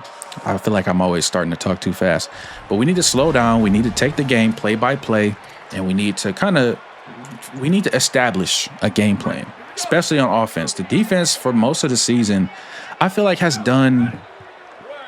done somewhat well. I won't hype them up too much, but they haven't been all the reason we're going to get a sack right here that we've been losing these games. And so on 3rd and 7, that's a huge play from the defense. It's going to be 4th and 15, and we should get this ball back. All right, so we do get the ball back, and we are on the 27. We're going to have to work our way down the field and try to take the lead in this game, and leaning on our workhorses like Carey and company, who's going to get 3 yards right there. We just know the offensive line is just pitiful, man. We just don't get the push that we need, but I don't want to focus on that right now. We focus on that for the majority of the season, and it's only gotten us to 2-3 with a win over FCS Southeast and, Buffalo. It's not good enough. But right here, we need to take advantage. I like the drag route. Oh, I had something else over the middle. Went for Anderson, not going to get it. It's going to be 4th and 7 on our own 30. We're going to punt this ball away. Perfect if we can get another sack on the quarterback right here. We see him rolling out. He's looking for some space. Can we get the tackle? We get the tackle, but it's just a hair too late. He's going to pick up the first down. They're going to go for it on the 22 instead of electing to take the points. They're choosing to go for this. Quarterback scrambling out. Oh, my goodness. Yes, we get the tip. We get a hand on that. We get the deflection, jarred the ball loose right there, and it's a turnover on downs. Now, some of these games I'll play all the way through, and some of them I will just do the moments, because it's going to be a long season, and sometimes it'd be my fault, I'll be honest. But on a 3rd and 7, this is a huge play. And I think we got to get Anderson doing something else right here. Going to the flats is not going to cut it. Anderson absolutely wide open. I think we go for this. We tried to timing base the catch. Wasn't really that open either way. We're going to choose to run this ball. I think we go for it, man. I think Carey's got enough to get this and then some. We're going to cut back. We're going to get all the way down to the 12. That's a first down. It's a great pickup right there. And this right here is big. This is monumental. If we can get a touchdown out of this drive and take the lead on a conference, #1 ranked team in the conference, that is really all we can ask for to give ourselves a chance to win. We're going to find some cutback room again, and this is Carey taking the ball up the middle, getting some good yards. And right here, you can see Jackson State's coach is getting on that ass a little bit. We are putting some pressure on this team. Now, we have had our struggles in the red zone. I will tell you myself, it's not that easy. We're going to have to just get rid of it, and it almost gets intercepted by deflection. That was too close for comfort because we can at least walk away with 3 right here. You know, you just don't need to mess it up. That's really the only thing. I do like the quick drag to Stone was just, it wasn't even deflected. He just threw it off the shoulders of a linebacker that wasn't even looking. So we're just going to take the 3 right here if we can get it. Kick is up. Kick is good up the middle. We take the lead. We go up 3-0 on Jackson State. I'm not mad at that. I would have loved a touchdown, but I'll take it, man. Hey, with a 3-point lead, I'll take it, man. I'll absolutely take it. It's 3rd and inches on this play right here, trying to keep our drive alive. I might not even be able to get the snap off. I need to take a timeout right here. I can't afford to lose yards because we can't get the snap off. That's the type of stuff that makes us lose games that we should win. We can see, man, they are actually stacking the lineup right here, and I don't like it. Maybe we hit Stone real quick. Not there. Oh, God, it wasn't there. And they blitzed, too. It all happened too fast. I think we got to get this field goal. Did we get the field goal? No, it's 4th and inches. And we're gonna try and big dog them a little bit. It's 4th and inches. We're gonna go for this. Now, I'm not comfortable running this ball. They go with a quick blitz. They sent too many. It's gonna be Schaefer into the end zone, and we are gonna take a 10-point lead on the road in Jacksonville State.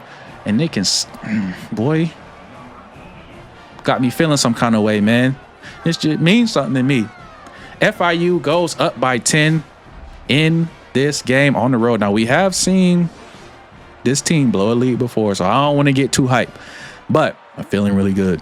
We are getting the ball back on the 14 and trying to go up 17 as we get Carey with a good carry up the middle. He's going to get all the way down to the 5, 2nd and inches. Looking really good right now in this game, Carey. Now, I know he's faced some injury issues throughout the season. As we're looking for the end zone, he's going to find it. Oh, my, how is that not a touchdown? He gets stopped just short on the 1-yard line. We did get the first down, though, so we get at least 4 chances to try and punch this in. Maybe we just jump over the top. Carey going to dive over and is going to dive into the end zone, and we add another touchdown to the board. And Carey waving him off. Goodbye. 4-1 don't mean nothing. I told you. That's just on paper. Jacksonville State is going to have to prove it, man. And right now, we the ones proving that we're probably the better team in this matchup. So this game, once again, is coming down to the wire. You can see, man, in the 4th quarter, we haven't been productive. Actually, the game is over. We won the game. I thought they were going for the onside kick. They obviously didn't get it. We ended up walking away with a big-time win in this game. Thanks to Anthony Carey, man. He had a really good game, jumping over the end zone for that touchdown. And it also helped, continue drives in this game. FIU walks away with a huge win against the #1 seeded team in this conference. Now, if you don't think that means anything, you haven't been watching the series, man, because we absolutely have had some heartbreaker games. I ain't gonna lie. I thought this could have been another one. Let's take a look at the stats, man. I'm curious to see, how this all shook out. Let's see what our quarterback did. Not much. 9 for 20, 98 yards, 1 touchdown. No interceptions, though, which is a positive, man. These are building blocks.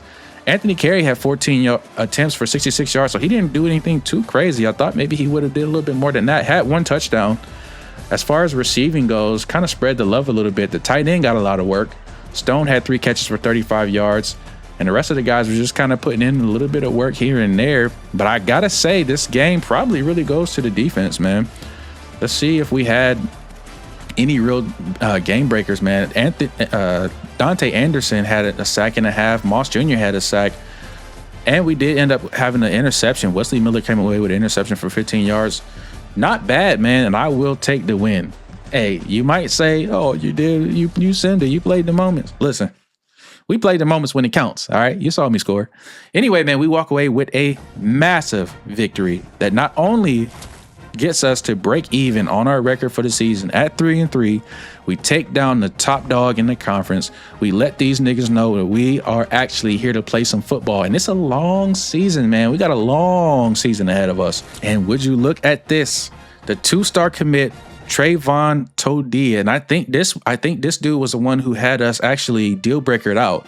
But because we were still number 1 on his list, we get a verbal commit here. We get another verbal commit from Sydney Simons, which is a 2-star recruit that is actually somebody I'm super excited to see join this team. We get another, we actually get a hard commit. We get our first 3-star recruit of this series, Miles Obabanu, the 3-star free safety. This is a player that can help turn this team around. I'm telling you right now, remember the name. So you can see, man, recruiting has begun to pay off for us just a little bit, man. Oh my goodness, it feels so good to win football games. I feel like I'm always losing. We do get the AD off of our back a little bit. Before that meter was saying fired. Now we're at minus, I guess it's not minus, but 22%. We're still in the hot seat. We still need to perform. We still need to win games. But if we can string some conference win games together, that'll go a long way for us, man. Not only will it get us some dynasty points, it'll definitely make sure that we don't get fired this year. Oh, and finally, we get a bye week, man. We get a chance to breathe. Just a little bit. Okay, man. Now, as we advance through the bye week, week 6, we got some more good news in recruiting, man. 3-star running back Zambrano has verbally committed. We got a verbal commit from the 3-star Fetu Eze. This is the 6'5", 190 contested specialist who is also, I think he was like a 92 speed. This is a huge signing right here, or huge commitment. Now, this is a verbal commit. I told you before that can change, and I'll show you exactly what I meant. But we also got Bobby Coker, who gets a verbal commit, and some other guys on our radar have being close to verbal commit as well. Now, I told you we are in a recruiting battle with South Carolina for Braden Gammon. Now, we're doing everything we can to get this other 6'2" contested specialist on our roster, but only time will tell. But speaking of verbal commits versus hard commits, we get a hard commit in Sidney Thomas, the tight end, the vertical threat that I was telling you about. But we get a decommit from Trayvon Todia. He had verbally committed last week, but now he decommitted from our school and verbally committed to Appalachian State. So, hey, man, if you don't want to be a part of this program, I ain't going to force you to stay here. But kind of unfortunate. He would have been a good addition, especially a 6'5", well-rounded 324 right tackle we desperately need. But anyway, all right, man, look at this. As we get through our second back-to-back bye week, we get the hard commit from Fetu Eze, our big-time 3-star receiver. This is massive. And we also get the second receiver, Braden Gammon. We won the recruiting battle from South Carolina. We get 2 hard commits from 2 3-stars. And I know you might be saying, oh, these are only 3-stars. They probably not even going to be that good. Listen, if coming from with the program that we have now, the roster that we have right now, these are massive commitments. These will definitely help change the landscape of what we can do on the field. We get another commit, Bobby Coker, 2-star cornerback, and you can see, man, they're just starting to flood in the commitments. Mohamed Zambrano, the 3-star halfback, but this guy's actually an athlete, so we might be able to move him around. Now, we are looking in some kind of good shape. We also got a verbal commit from the linebacker Bloom. And you can see, man, the recruiting skill tree is really important, especially if you're trying to do a rebuild, especially if you're a first-time head coach trying to put your mark on the game, on this program, and trying to get your name on, known to on the nation. Don't know what I want to say, but I'm loving these new recruits. And even better, if we look at our conference standings, man, we had a big time win against Jacksonville State, and we are now number 6 in the conference, 3-3. And if you look at some of the records above us and some of the teams above us, man, I'm not saying we got a chance, but I'm saying we got a chance. We continue to play well through the rest of the season. It could be possible that we can make some noise. That's all I'm gonna say. Now, we did go through the last of our bye weeks, and the rest of the season, it's gonna be games. It's going to be games. So we got Middle Tennessee, Liberty, Sam Houston, Delaware, New Mexico State, and Missouri State. These are games that we're going to have to step up and play, man. There's no messing around from here on out. Got to imagine any more losses in the season. Not only does it put us deep in the hot seat with our athletic director, it probably shuts down any chances that we have of, postseason aspirations or games, bowl games, and that anything of that sort. Now it's time to set our weekly practice plan. Now, what we have been doing with this, because I know I haven't updated you guys on this for a while, we have been resting a lot of our star guys, especially Carey. Now, this dude, I don't think for as long as I've been doing this, I've given him a full practice. He is on limited practice until I say he ain't, and he ain't going to be off of it, because just him getting injured is way too detrimental to our team, man. We're going to go ahead and set that. And the other thing I didn't know is when you create this plan, you actually have to press X to continue to set the plan. And then you can see how much XP your player will gain from that week of practice. Even if they're on a limited practice, you can see Carey right there. He only got 240 XP because he was on limited practice time. So that will affect how your players can progress individually as well. So got to really pay attention to this. Anyway, it's time to pay attention to the game plan. We got Middle Tennessee, who's 2-4 on the season, and they are last in the conference. So this is a game that we're not looking past this game, but I do want to win this game, and I want to win this game comfortably if we can. I want to make a statement here. All right, man, at home, Middle Tennessee is stepping on our turf, and we are looking to go above 500 on the season, make some more noise in the conference. Let the nation know that we not some sorry bums out of the 305. The Panthers is here to make some noise. We starting to put people in the seats, and it's a night game. Let's go. Man, in usual fashion, we get the ball to start this game on the 25. And I feel like this needs to be a big breakout game for Carey, man. We're going to go with a handoff up the middle right away. Going to get a nice gain of 5 right there, and I will take that. 2nd and 5 on the 30. And we're just starting to build confidence. Now, I will say we have made some mistakes. We have to make adjustments, but I like this one right here. Oh, we just overthrow our receiver way too much. And, of course, we get an injury on our O-line, which, of course, will probably add a whole lot of pressure to us on this 3rd and 5. But 3rd and 5 on the 30. Now we can see it looks like they're going to be bringing pressure off that left side. And if they do, I think I'm gonna shoot this slant to Stone. They do bring the pressure. We got Stone. Stone gets a quick slant and he gets to the 44. That's a 1st and 10, and that's how you read the defense. Throw into the zone because they're not going to be there because they're too busy blitzing. But we need to find a way, and I think we just did with a oh my God, dude. The timing-based catching, I like it.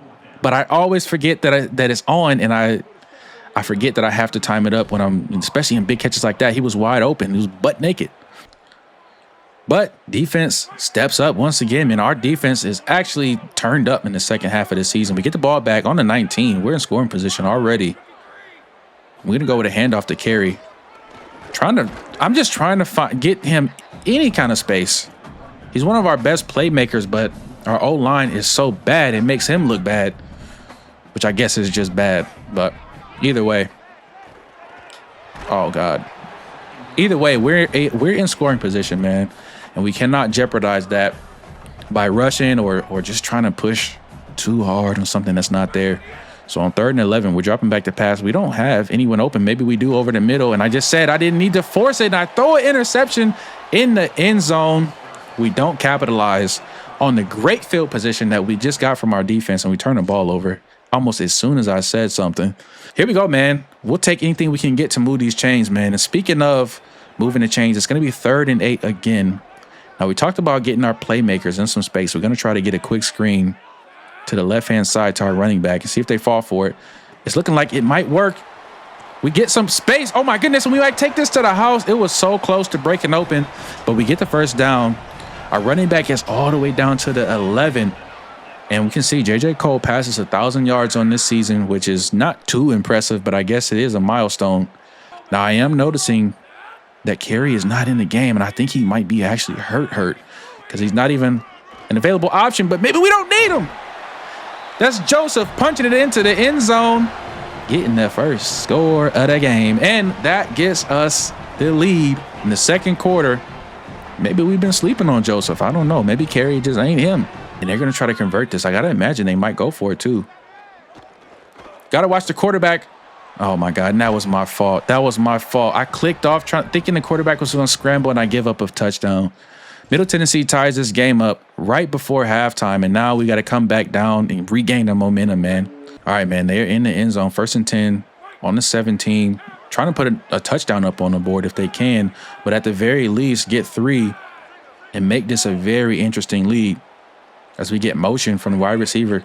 This is going to be a pass, trying to put some pressure on this quarterback. The quarterback is going to scramble. Maybe we get a hit stick on him, but he wisely slides at the 8. It's going to be 2nd and 1, and Middle Tennessee is looking to try to control this game going into the 4th quarter.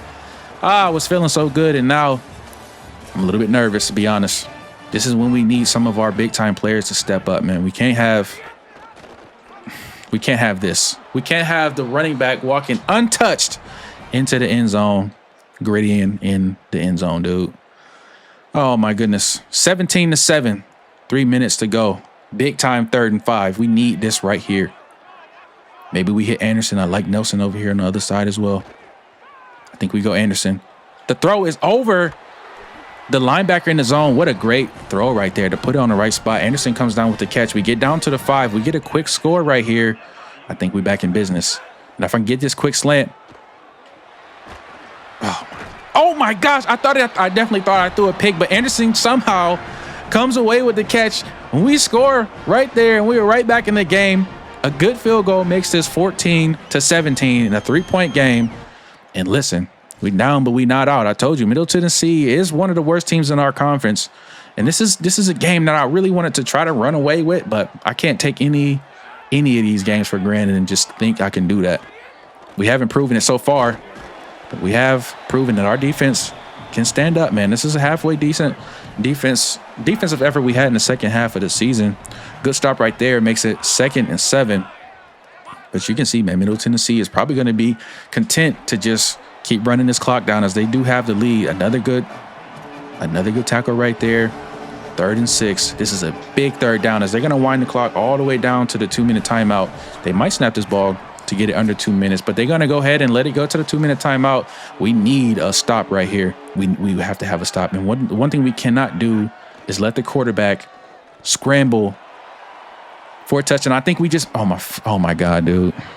Oh, I pressed square for him to swat the ball away. He put his hand up and didn't do anything. Maybe I should have went for the pick. That might have just lost us the game.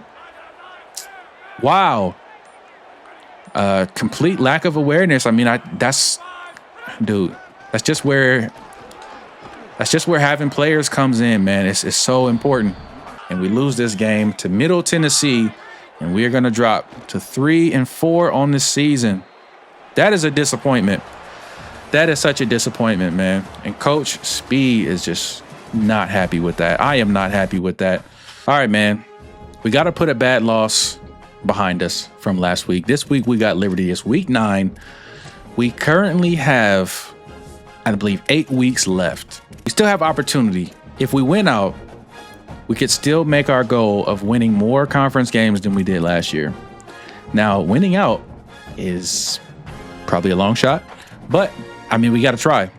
So we got to put our focus on Liberty, man. Now, Liberty is 5-3 on the season, but they're only 1-3 in the conference. And, you know, it is what it is, man. We got to come ready to play. Now, this is a game on the road, and we kind of played. I feel like we almost played better on the road. You know, I'm willing to believe that. Coach Speed career is on the line right now.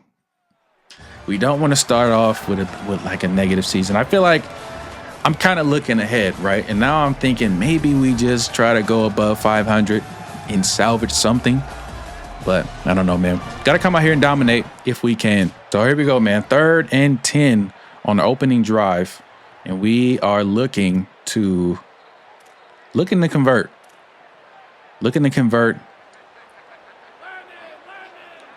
So here we go. Don't love any of these routes, if I'm being completely honest. And there's a halfway decent stadium pulse in this stadium, so it's going to make it kind of hard. Looking for our tight end over the middle, and we just airmailed it and threw a pick. Basically arm punted right there. We were out of field goal position anyway, so we're going to turn the ball over. Liberty's going to get it at the 24. It doesn't do good for our momentum, but as far as the field position game, it doesn't hurt us too much. Liberty would end up punting the football back to us, but we start this drive off on the 9. And we're going to just start off by handing it off to our star back, Carey, who's trying to find some space up the middle, is going to find some space, picks up 9. And I feel like I always start off by saying that. Carey getting a good carry in the beginning of the game, and then we really just don't hear too much from him for the rest of the game. I don't know if it's the wear and tear is up too crazy, the sliders. I don't know, man. Sometimes I just feel like it's just a little too frequent, but we need a little bit more of this. It would have been really nice if Carey could have broke one off for a tutty right there, but I will take the big pickup for the first down.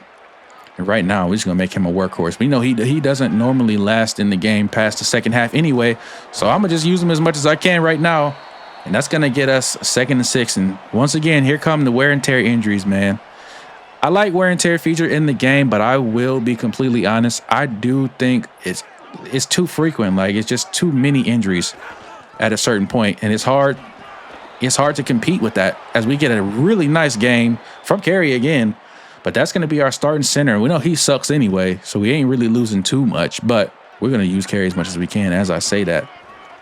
As we're going to see a nice lane open up, and this is going to be Carey down the field, going to get a big-time touchdown. Anthony Carey, maybe he just needed more touches to get in rhythm.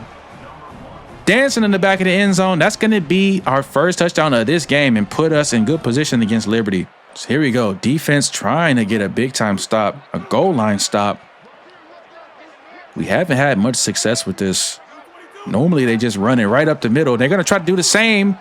Quarterback was trying to stretch for a touchdown right there, but we were able to stop them for a yard. And I'm trying to pinch down here. I'm going to predict run up the middle. It was a run up the middle, but it was just way too easy. We knew what they were going to do, but there was just no way we could stop it. Liberty goes and ties this game up with a run up the middle for a touchdown. Clock is still running down. 40 seconds still remain in this half. Trying to take anything away. Looking for the quarterback scramble. Can we get there? Oh, my goodness. That was such a close play. It did not look like he broke the plane right there, but they give him the touchdown. Do we dare challenge? I think we have to challenge this. I think we challenge. It's so late in the game, I don't feel like we could score anyway, if I'm being completely honest. I want him to at least take a look at it. It was a bang-bang play at best. Spotted the ball. They're saying he reached out across that goal line and scored. I'm saying he didn't get it. I don't know. It's pretty close, man. Is it undisputed? Probably not. Do I imagine they're going to give him the touchdown? Probably. And they do. All right, here we go. We get another moment here. This is 3rd and 4 on the 41. And I feel like across the 50 at this point in the season, we get across the 50. I'm going for everything. As we get Anderson across the middle, who gets the first down, I think we go hurry up. Oh, they won't let me. They're going to continue the moment. It's another 3rd down. They keep giving me these opportunities to play during 3rd down. And it was just no time to really get a feel for the game. Maybe it's my fault for choosing play for the moments, but most times I don't convert these. Anyway, we're going to try to get this one. Oh, we tried to go to the flat. It was closed down on so fast. It's a big-time field goal we can try to kick right here. It's going to be a 50-yarder. We get this one. Give ourselves a chance in this game. It was just absolutely dog shit of a kick. Wide right. There's just nothing going right for us right now. Trying to get something over the middle. We find it. Middle's there. Tight end is there. Can he reach out and get the first? He doesn't. It's 4th and inches. We got to go for this. We absolutely have to go for this right here. And we know our offensive line ain't worked much, so we're going to have to put this ball in the air. Maybe look for McNeil or Anderson coming off the quick slant. Or just run for it. We're not going to be able to run for it. Oh, my God, we're not going to be able to run for it. Oh, this team just has no athletes. But we get another chance. We get the ball back on the 10. 3rd quarter, 1:41. First and 10. Hey, for all the complaining, we still got life. Now, what was that? We get some hand fighting, but Stone was able to come away with the catch. The DB almost pushed me into the sideline. Thankfully, we came away with the catch. And we have a chance to tie this game up. We're going to go with an audible. 2nd and goal on the 4. Looking for a tight end. Tight end got to come down with it. Big hands from the tight end. We tie this game up with a huge touchdown throw. And that right there gives me life. I'm telling you, I was down in the dumps. I was finna quit this shit. FIU gets a touchdown late in the third to tie this ball game up. Feels like we had the momentum on our side. I did say we are a good team on the road, but Liberty's going to go down and score a big-time touchdown. We do get the ball back. 2 minutes and 57 seconds left in the fourth quarter. We know this team is just not a team that handles pressure very well. Speaking of pressure, could be a big-time meter catch. Stone is going to take this all the way to the crib for a touchdown. And that is why you meter catch. We green bean that thing, and Stone is absolutely hitting dingers outside of the park. A quick strike touchdown that gets us right back in this game. Whenever I feel like the game is out of hand, it's not. Wow, what a play from JoJo Stone. Head tap that boy, went over the top right there. I got to see that again. That was beautiful. Give me those. And then broke the tackle at the 30, and nobody was catching him after that. We are right back in this game. That was my main focus. We get a stop. Right before he picked up the first down. I like the idea of putting some pressure on him right here, but it's just no pressure. He did fumble the ball, and we get the fumble recovery. It's going the other way, and that is exactly what we needed. We needed an explosive play. Big-time play and big-time recovery from Hill. We get the ball back on the 40, and he absolutely peeled his motherfucking cap back blue. Oh, my gosh, what a hit on the running back who shredded us all game. He might not be able to feel his arms after that hit. Wow, what a turn of events. We are right back in the game.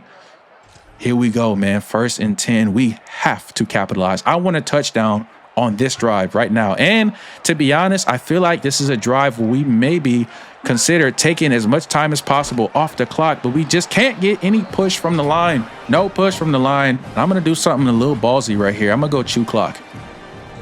I am going to go chew clock. And I think right now maybe we go. We got to try to get this running back in some space. I think that's the move, man. We're going to go screen. We're going to take it to the 2-minute timeout. The game could be in our hands right now. We can wind this game all the way down. We can wind the game all the way down and go for a field goal to win the game if Liberty doesn't take timeouts. There's a lot of options here. The only thing we don't want to do is get a turnover. So here we go. Setting up the screen. The screen is there. Carry. Looking to cut up the field. Trying to get to the outside. He's going to definitely get the first down, and that's exactly what we needed. That is why you look for your best players in moments like these. Now, I know he's a little bit fragile. He's a little glass man, but we're also winding this clock down, and I'm going to take it down to the last second. We're going to run this ball with Carey, too, right up the middle. Carey's going to put a foot in the ground, get upfield, get to the 23, and that forces Liberty to take the first timeout, and I feel like we have a whole lot of control in this game right now. Our kicker has been pretty money throughout the season. I know I did miss that 50-yarder, but that was a 50-yarder. So here we go, 2nd and 3 on the 23. And this is when we need a lineman, our old lineman, to really wake the fuck up. Wake up and realize you 300 pounds. Push somebody around. This is a massive 3rd and 2. Do we dare go with another screen? I think we do. I think we do, man. I think we do go with another screen. If it doesn't work, we're still in field goal position, but we will stop the clock. This could be kind of risky. Looks like they're going to fall forward. We got blockers, and it was just a dog shit throw. It was a dog shit throw. We forced the last timeout from the Flames. It's going to be a 44-yard field goal. There's no way I go for this. I gotta get the points if I can. Gotta go for the points. The kick is up. It looks like it has enough on it. It's going to go right down the middle. I told you, our kicker is pretty good. We take the lead late in the game.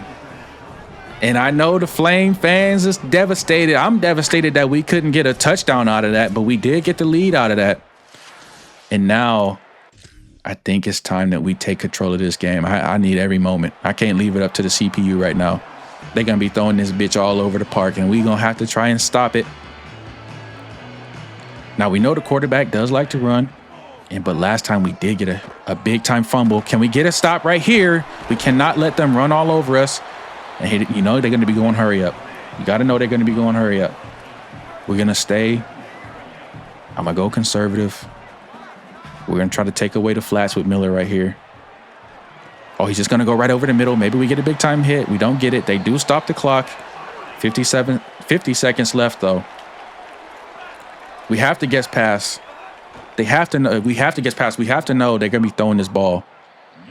And I think we're going to just go cover 4. Maybe that's not the right call, but I like cover 4. Get DBs in this game. Going pass. Just trying to take away the flats. They're going to go play action. If he throws the flats, it's over. They're going to throw behind the line of scrimmage, and this is going to be a big loss of 1 yard. It's going to make it 3rd and 11. They're going to try to hurry up and scramble to get back on this line and get the ball spiked with only 30 seconds.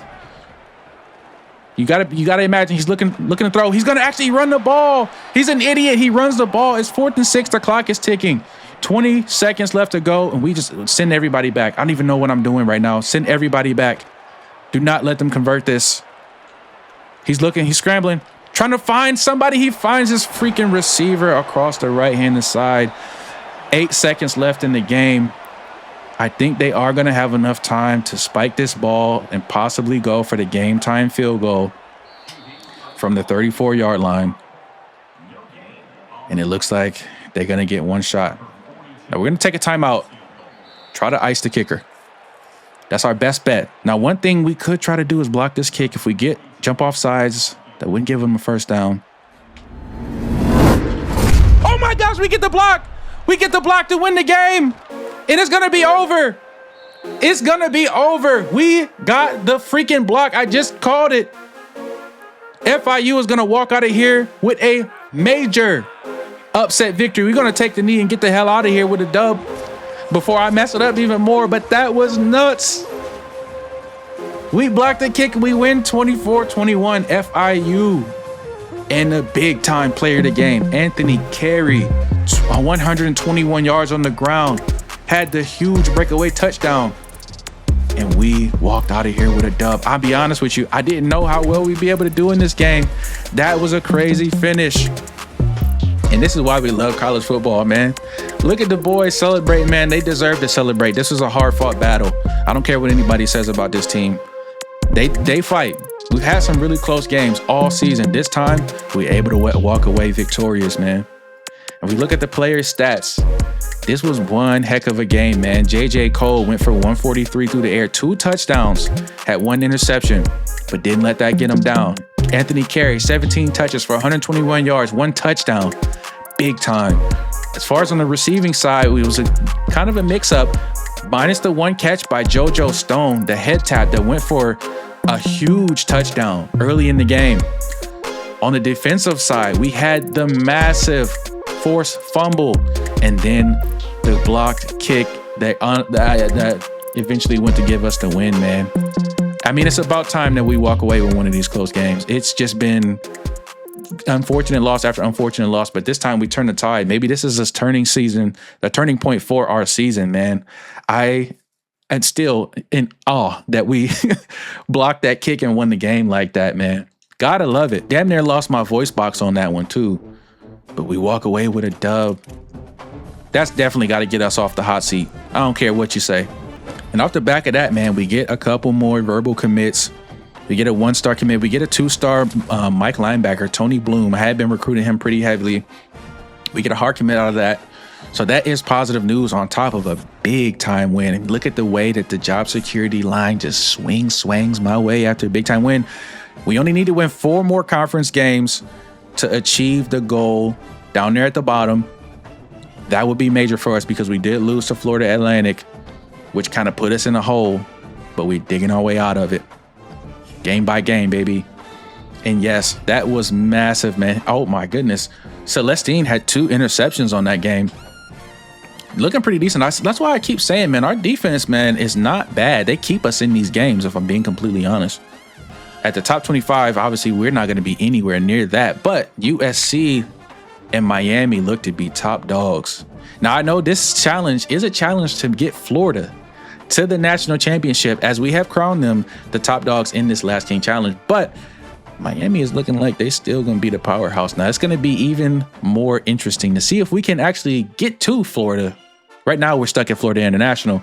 But We gotta stay where your feet are at, or something like that. That's how they say. I don't know. But anyway, let's look at our conference standings and see how we fare in these standings right now.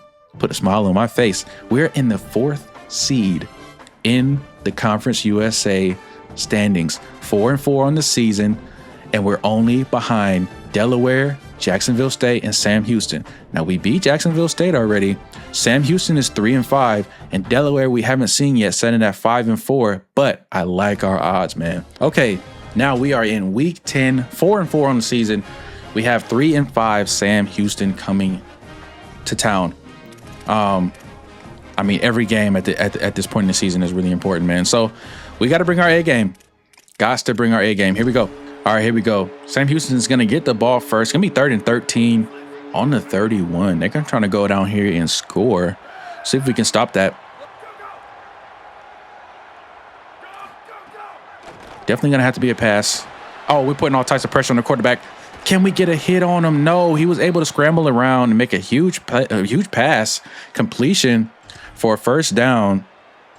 And now they're in the red zone, man, on the 13. And that was unfortunate, man. We felt like we had him boxed up. He was just able to barely get that throw off. And we give up the middle once again. That's a big hit on the running back, though. So here we go. Trying to get a stop here in the red zone to limit some early momentum from Sam Houston. This is a game that we definitely want to win. Big hit right there from the linebacker. Going to make it 3rd and 2. Picks up a couple, but he definitely paid for that one. Here we go. We're gonna crash down. Try to run commit, and it's just so sweet. The D line is just so sweet. Oh, we give up an easy touchdown. And you gotta imagine this is the Amp Carry show. He's gonna get the ball cut up the middle. We're gonna get a nice gain of 6 right there, making it 2nd and 4. But on 3rd and 5, we're gonna have to go through the air, man. Gonna put our tight end in motion. Trying to find something. Tight end came open over the middle. Couldn't find him. I'm going for this. 4th and 5 on the 12. Sam Houston just came down and scored. We got to come down and score too. I like McNeil on the slant right here. Let's see if we get any pressure. Looks like they're going to send 5. Got to get it out quick. McNeil's going to get it in. He's almost in the end zone. He is in the end zone. He's going to walk away with a tutty. Ooh, hammy, dance, dance, dance. Touchdown, FIU. We come right back with a strike. We took a little bit of a gamble, but it paid off. There's no time to relax. Absolutely not. Oh, my gosh. We got a wide open receiver on the left-hand side. That's Stone who comes up with a nice hands catch on the sideline. We convert that, and we get all the way down inside the red zone, down to the 10. It's going to be 1st and goal, and Anthony Carey I feel like he needs to stay healthy on the season, man. We just cannot afford to have him not available to do stuff like that on the goal line. Just found any kind of crease. Gets us down to the 4. Nice gain of 6. Gonna try to ID a linebacker right here. Maybe we get a block and run up the left-hand side right here. We do get that chip block and we walk in. So easy. Carry for the touchdown. And we take the lead in this game. Looking like we might know how to do something. There's got to be a run, right? It's got to be a run. Oh, my God. It wasn't a run. It was a dump off to the running back on the outside. And their touchdowns have just been coming so easy. Pause. To have an impact on this game late in the second quarter, I mean. I think we take the shot. Green. McNeil comes down with it. And there's a flag on the play. 42 seconds left on the clock. That was a huge catch from McNeil. And let's see. On the own 40, we're actually going to, on a 43, we're going to accept it. We're going to accept it off the deflection or whatever that was. Such a weird animation. Looking for the tight. Oh, my God. What the fuck was that? What was that? What kind of throw was that? Oh, my God, dude. 16 seconds left. We throw a pick. You give Sam Houston an opportunity to kick a field goal and take the lead. And this is a team that's not even doing anything crazy. We're just kind of defeating ourselves right now. Maybe we get another block. Not going to happen. But he is going to miss wide left. Hey, so we must have some kind of juju on our side or something like that because he misses that field goal. Stays a tie game going into halftime. We get another big 3rd down. 3rd and 8 right here. We got to have a stop. I mean, I need it. I gotta have it. Trying to play the flat. Quarterback just has too much time. He just has too much time. I'm sending him. I'm sending him. Anything, anybody, any type of pressure. We get the deflection. 4th and goal. They're going to have to settle for a field goal, which is huge given the fact that they almost scored twice. Do we get a block? I'm not even going to go for it. I'm going to let them go ahead and get the 3. They take the lead in the second half. Now it's the offensive job to try to go down this field and score. We got a 3rd down alert, 3rd down and 10. We got to imagine we don't get this. We got to go for it. Look, oh my God. Oh my goodness. Was looking for McNeil. Couldn't find him. Just couldn't find him. We get the stop though. We get a chance for a punt return. They don't score. We're still in this game. 3 minutes left. We got all our timeouts, and he absolutely booms this punt. Maybe we get a big time return out of this.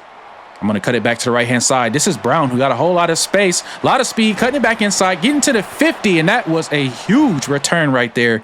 Maybe a momentum shifter. Sam Houston's defense doesn't put any fear in my heart. Up the ground, and we're going to go right up the middle. Another big-time carry from Carey. 92 yards total on the game.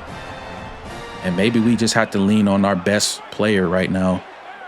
I mean, that's the most basic strategy, but it's the one that usually works out the best for us as we get another gaping hole right up the middle, just an inch or two away from breaking another big gain. Just feeling a little bit of the wear and tear. Nothing too crazy. Gonna find some more space up the middle. Gonna get another 1st down to the 14. And now, do we consider, we definitely gonna take this into the 2-minute timeout, but do we consider playing the clock game? And I like what Anthony Carey has been doing on this drive. I don't see any reason to go away from that. So here we go on the 14. 2 minutes in the 4th quarter. We're going to go right back to Carey. Carey's got a whole lot of space on the outside. He's going to try to muscle his way up into the end zone. He's going to get a 1st down, though. Gets all the way down to the 3. And I told you, Sam Houston don't put no fear in my heart. We're going to continue running this football on the 3-yard line. And I'm going to take some time off of this clock, too. Sam Houston has been able to continuously drive down the field and find ways to score on our defense. So the least amount of time we can give them on this potential final drive, the better, I think. I think we've gone ahead and wind down this clock as much as we can. Maybe even consider not scoring right here, as they're just going to give it to us. They're just going to give us a touchdown. We'll take it. We'll take it and put this game in the hands of our defense. That was a pretty big play from the quarterback. And that's one of the things that's been hurting us the most. And we get a big-time sack right here on the 22. They're going to have to go hurry up. We're going to pass commit. We got to go conservative. And we got to play back. We got to play back. Watch the running back. Watch the running back. Watch the quarterback. Oh, my goodness. I think he just threw me a pick right here. I'm going to use or catch it. This is Sterling. Going to get the interception. Can I take this back to the crib? We might be able to take this back to the house. Sterling down the left-hand side of the line to the 10, to the 5. It's going to be a touchdown. And that has to be the craziest defensive play we've seen all season. A pick 6 to most likely seal the game. And we just put way too much pressure on the quarterback. He couldn't handle it and just absolutely threw up a duck. Threw it right to me. And that user-based, that timing-based catching came in clutch this time. There's no way I was dropping that. And then the stick work.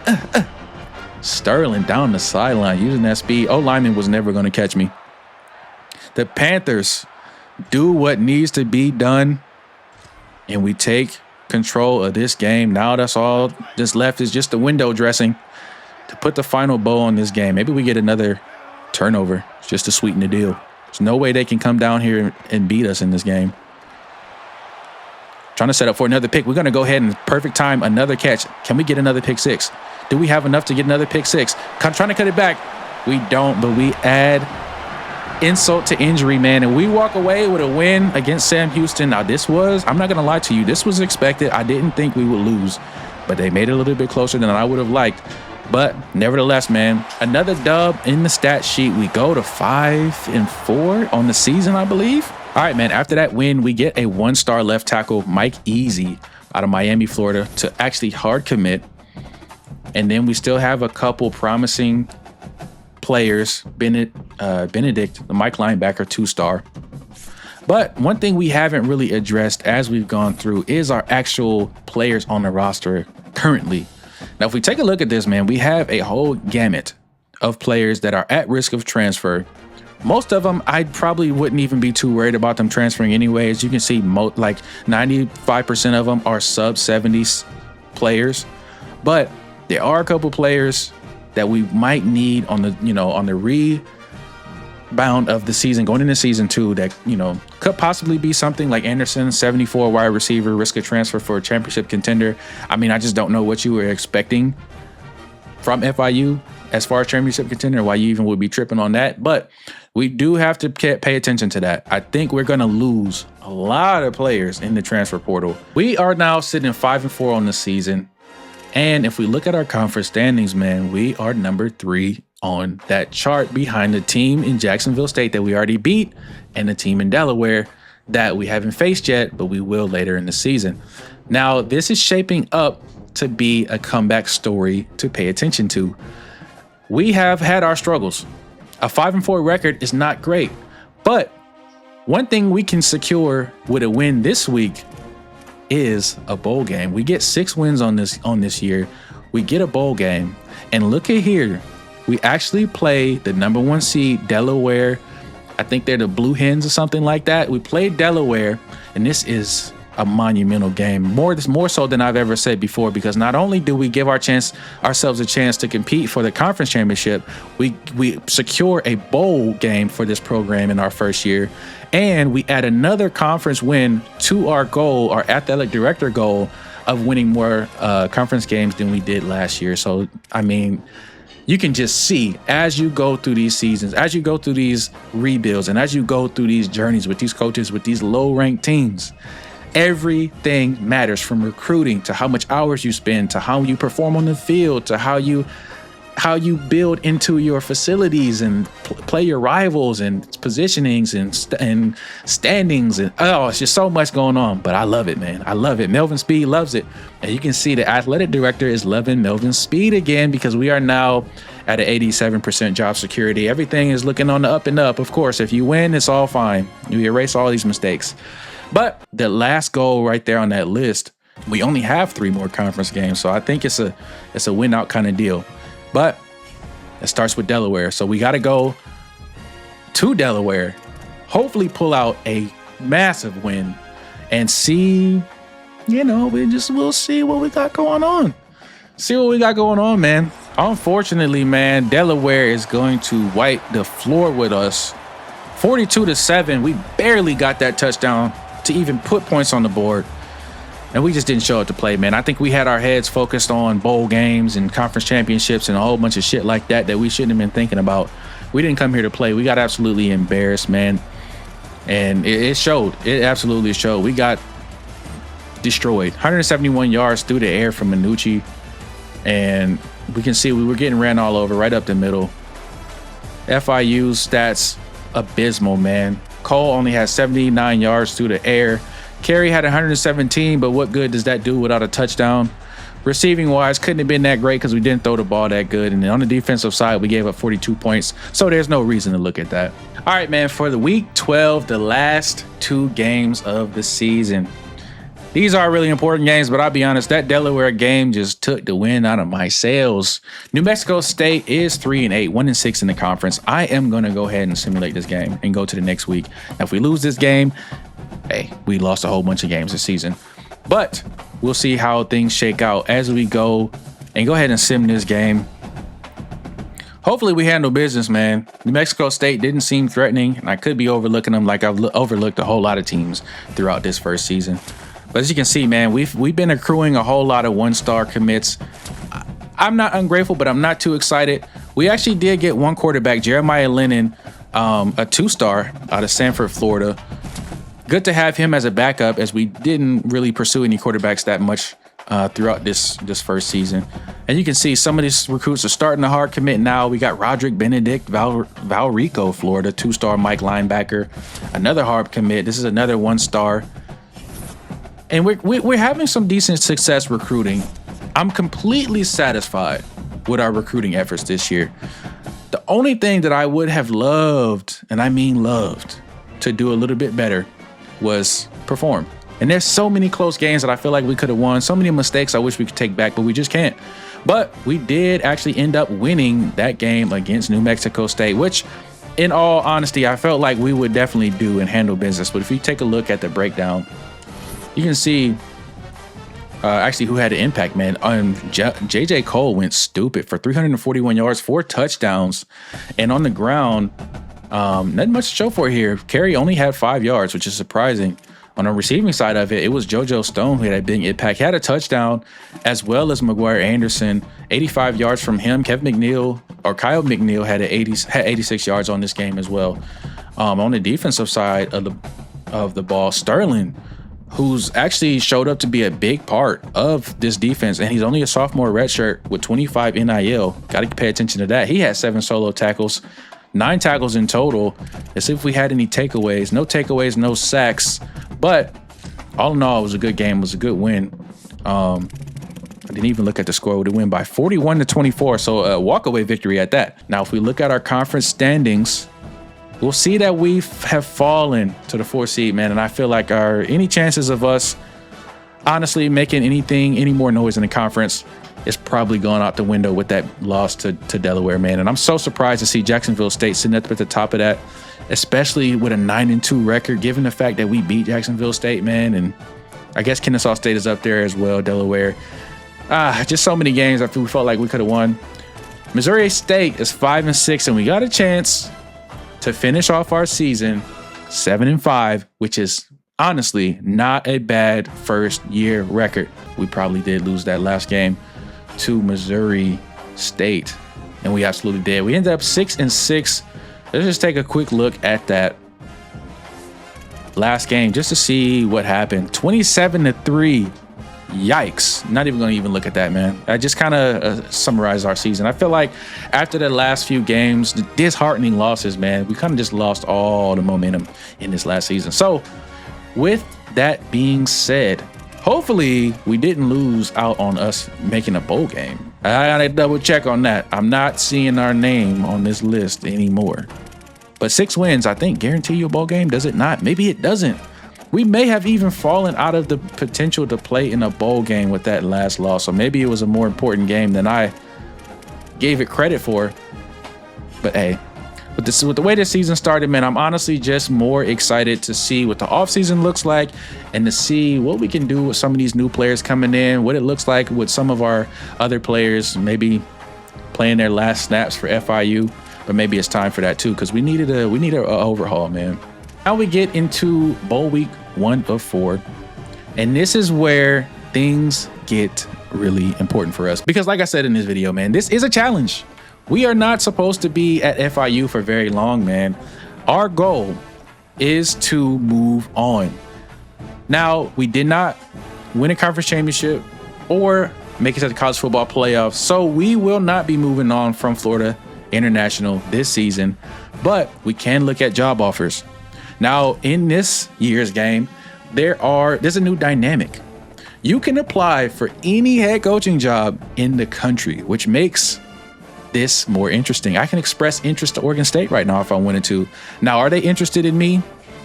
Probably not. Actually, they are. As you can see, I am one of their top candidates, which is crazy. And I think this is the only team that's interested in me. But for this video, if I were to go into choose another school, it has to be a school in the state of Florida, because we're trying to be the last king. So even though Oregon State would probably offer me a coaching job, I wouldn't even be able to take this one. But I could go ahead and express interest in any other school. So if I'm looking through all the potential openings, if we were to have won a conference championship, and if we were to have made the college football playoff, I would not even be able to advance in this challenge, which is why this is so difficult, because there are no Florida teams available. I would have to wait till next season. Now, I've only given myself 3 seasons to even pull this off. First season didn't go as well as we thought it would, but so many different things changed throughout the course of these seasons. As you can see, Dabo Swinney gets fired. Head coach from Michigan retires. Alabama's head coach gets fired. Anything can happen. So that is why this challenge is so crazy, man. But with that being said, I'm not going to invest anything into the coaching carousel this time because we didn't qualify. But you better believe we have a winning season. We win a conference championship next year. It's bye-bye Panthers. All right, man. So now let's take a quick look at early National Signing Day. I feel like we did pretty well, man. I feel like we did more than pretty well. We signed a big-time 3-star wide receiver in Braden Gammon, who is a gem. We signed another 3-star who actually had us off of his list. Oh, no, we didn't. I'm not sure how this is working out. Either way, we signed another big-time 3-star free safety, Obamanu. Ezzy, a big-time 3-star. Not our best players are going to be 3-stars, but then we got a whole lot of 2-stars listed up under here as well. And if we look at top classes, I'm not sure how we rank. Maybe, we're way down there, all the way at 76. Crazy enough, we have a better recruiting class than Florida. Ironic. Just above Florida. We'll see you soon, Gators. But we see we did land Venables as our defensive coordinator. Didn't get an offensive coordinator yet, though. Just had to wait on that, though. Quentin has accepted our offer as offensive coordinator as well. So we got both of our coaches back. Neither one of them are crazy impressive, but we filled our staff that we needed to. So, all right, man. And then the national championship is Ohio State at 13-2 and USC at 13-2. This should be a good matchup, man. Curious to see who will win this one. USC does have the Heisman winner, but I know Ohio State is stacked. And they're probably going to be stacked next year too, because they have the biggest NIL budget in the game. But anyway, not crazy enough to get fired yet, but crazy enough to be concerned about next season. But the good thing is we unlock Motivator right here, and we have the ability to upgrade in that area, as well as Tactician, I believe we're going to unlock as well.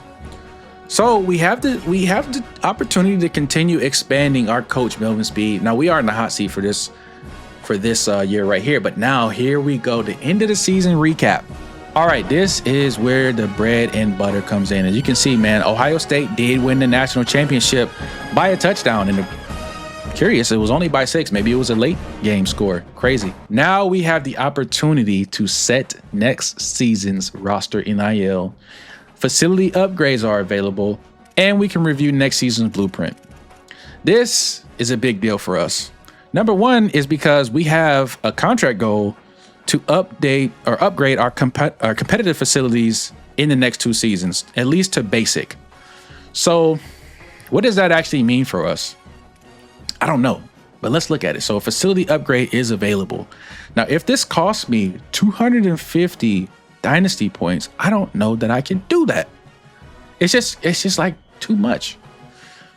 But it'll earn us, I don't know, it'll earn us points on the back end, I guess. What does this actually do? Facility upgrades are available during the end of the season recap. This upgrade is available. You know what? I've been reading this wrong the whole time. We have 250 points available. It didn't cost me 250. Man, it pays to pay attention. Anyway, can't do nothing about that now. So what are we looking at? We can choose from all different equipment types. Repair kits is going to cost me 250 coins. It's going to last 31 weeks. This increased facility longevity by 30%. Reduce wear and tear by 30%. That's huge. It's going to be 225 to do that. Massage chairs, which will reduce injury chance by 30%. A smoothie bar, reduce season health usage by 30%. Trophy room, increased athletic facility grade by 75. That'll put us, that's only 200, will give us 50 points left over. And as we continue going down here, these are going to be less and less impactful, equipment types, but still might give us a boost. So right now, I'm kind of feeling like increase athletic facility grade. What is my athletic facility grade right now? It'd be nice to be able to see that right there. Okay, facility points. This is by 50. This is by 75. This is only 100. No effect on basic facility. No effect on basic facility. We need to, okay, so one thing we need to make sure we do, if we do any of this, is upgrade to basic facility. So let's actually get out of here real quick and make sure we understand what's going on. Oh, I see. I have to upgrade. I do. It will cost me 250. Are you sure you want to upgrade to competitive facility for 250 Dynasty points? Let's not do that now. And I feel like I really messed up by not adding equipment last season. Maybe that's why we had so many injuries.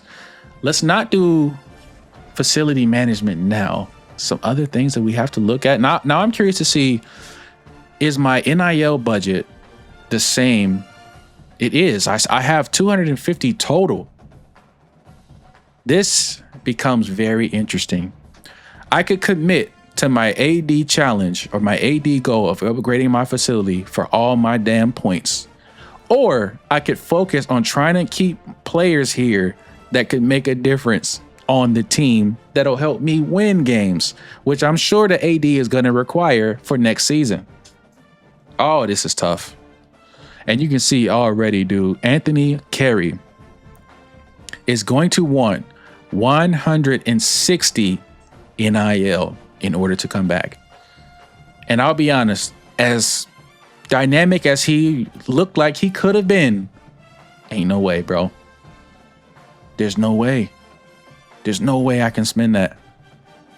Oh, this is where it gets tough. My biggest concern is that next season we're going to be worse. And I mean way worse than we were this year. 69 overall might be like, that might be the best thing we could hope for, bro. It really sucks to say this, but I don't think I'm going to spend money on any of these dudes to come back next season. None of them were dynamic enough for me to say, oh man, I gotta spend 200 and I gotta spend this type of coin on you. None of them. I'm honestly gonna have to bank on progression next season, and I'm gonna have to bank on these recruits, and I'm gonna have to bank on the transfer portal. I think I'm gonna make the executive decision to spend these points on upgraded facility. Now, hopefully this doesn't come back to bite me in the eye. I complained so much last season about how we didn't have the team that we really wanted.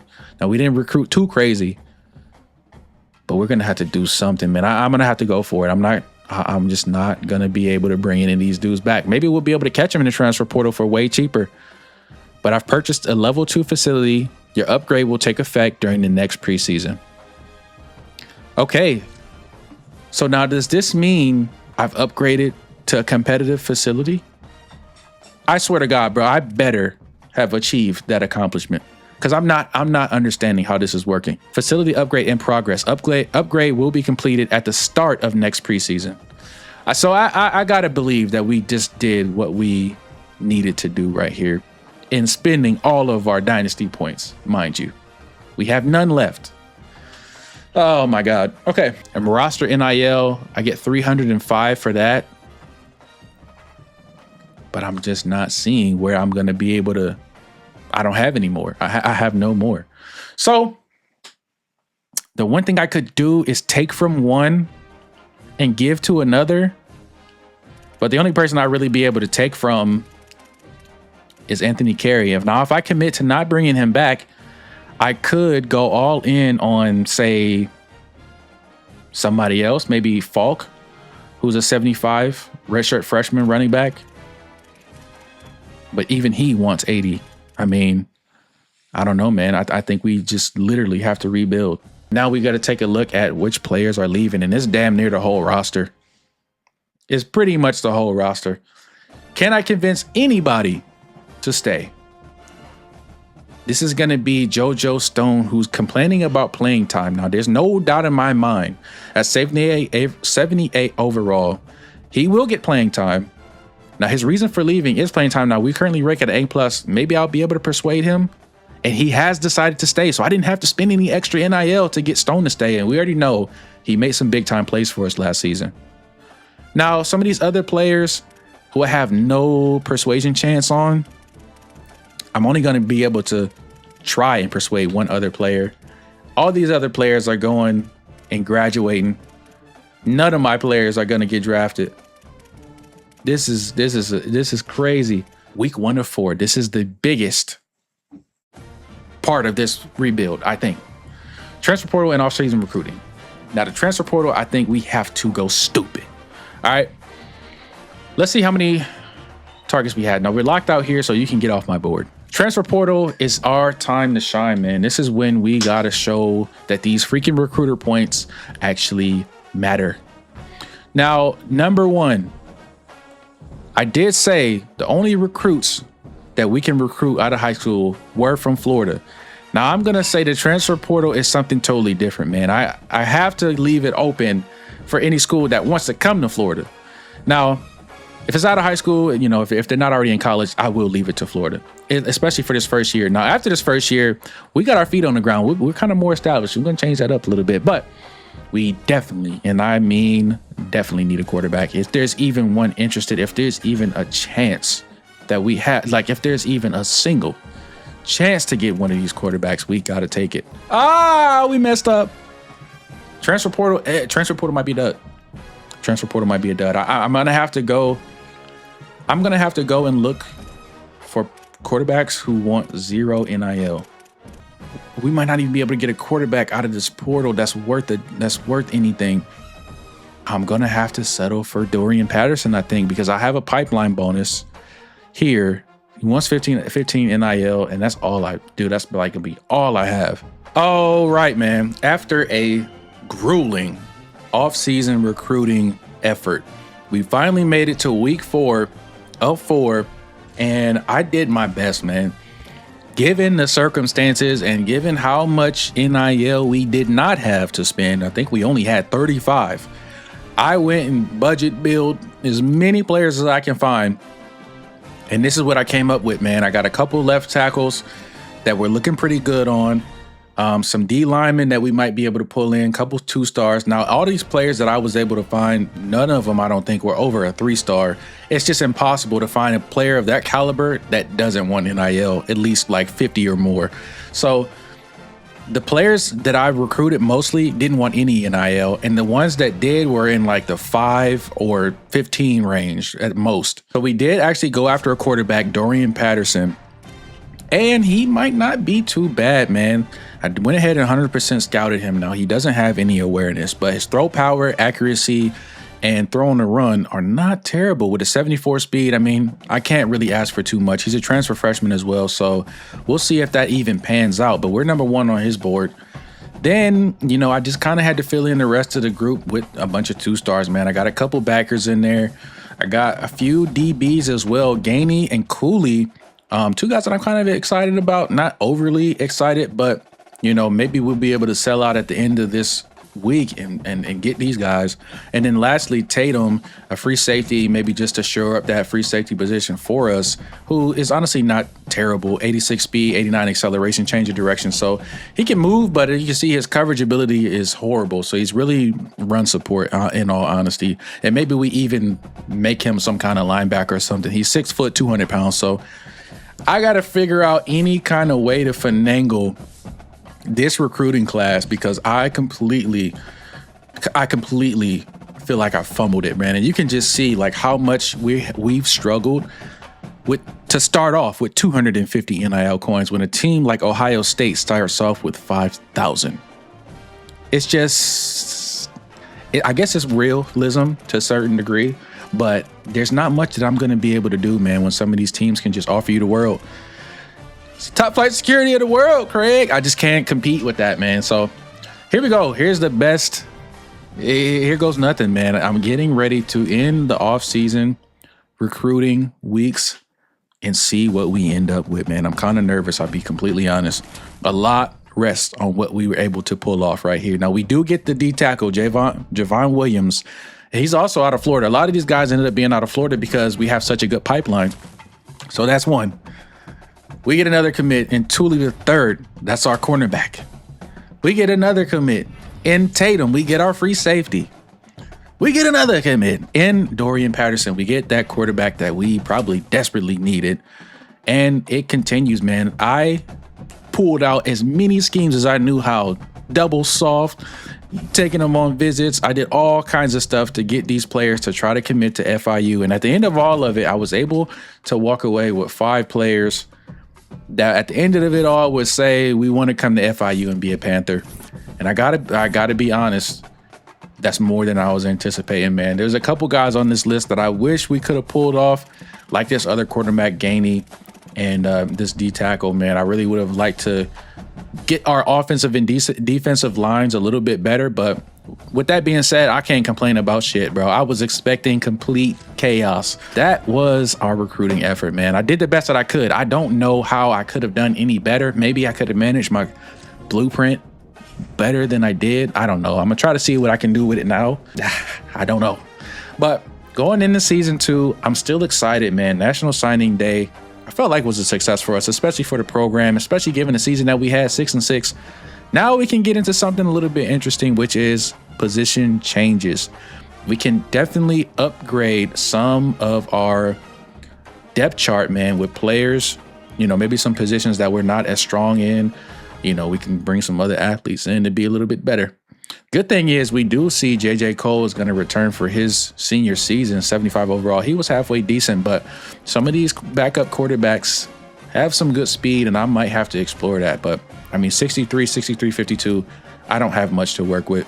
It's going to be what it is, man. We're going to have to get the best out of this roster that we possibly can. Now, we will see, hopefully, some improvement. You know what I mean? We will see some improvement in the offseason and progressions and things like that. But, hey, man. Now, one thing I haven't done is actually gone through and upgraded any of my players yet. So that'll definitely take some of these guys' overalls up. But, you know, you can kind of see what we're working with, man. Let's look at some of the upgrades we're going to be able to do. So I did want to choose to do this manually because I need to determine who gets what. So our starter quarterback, Cole, he has 31 points available to be spent.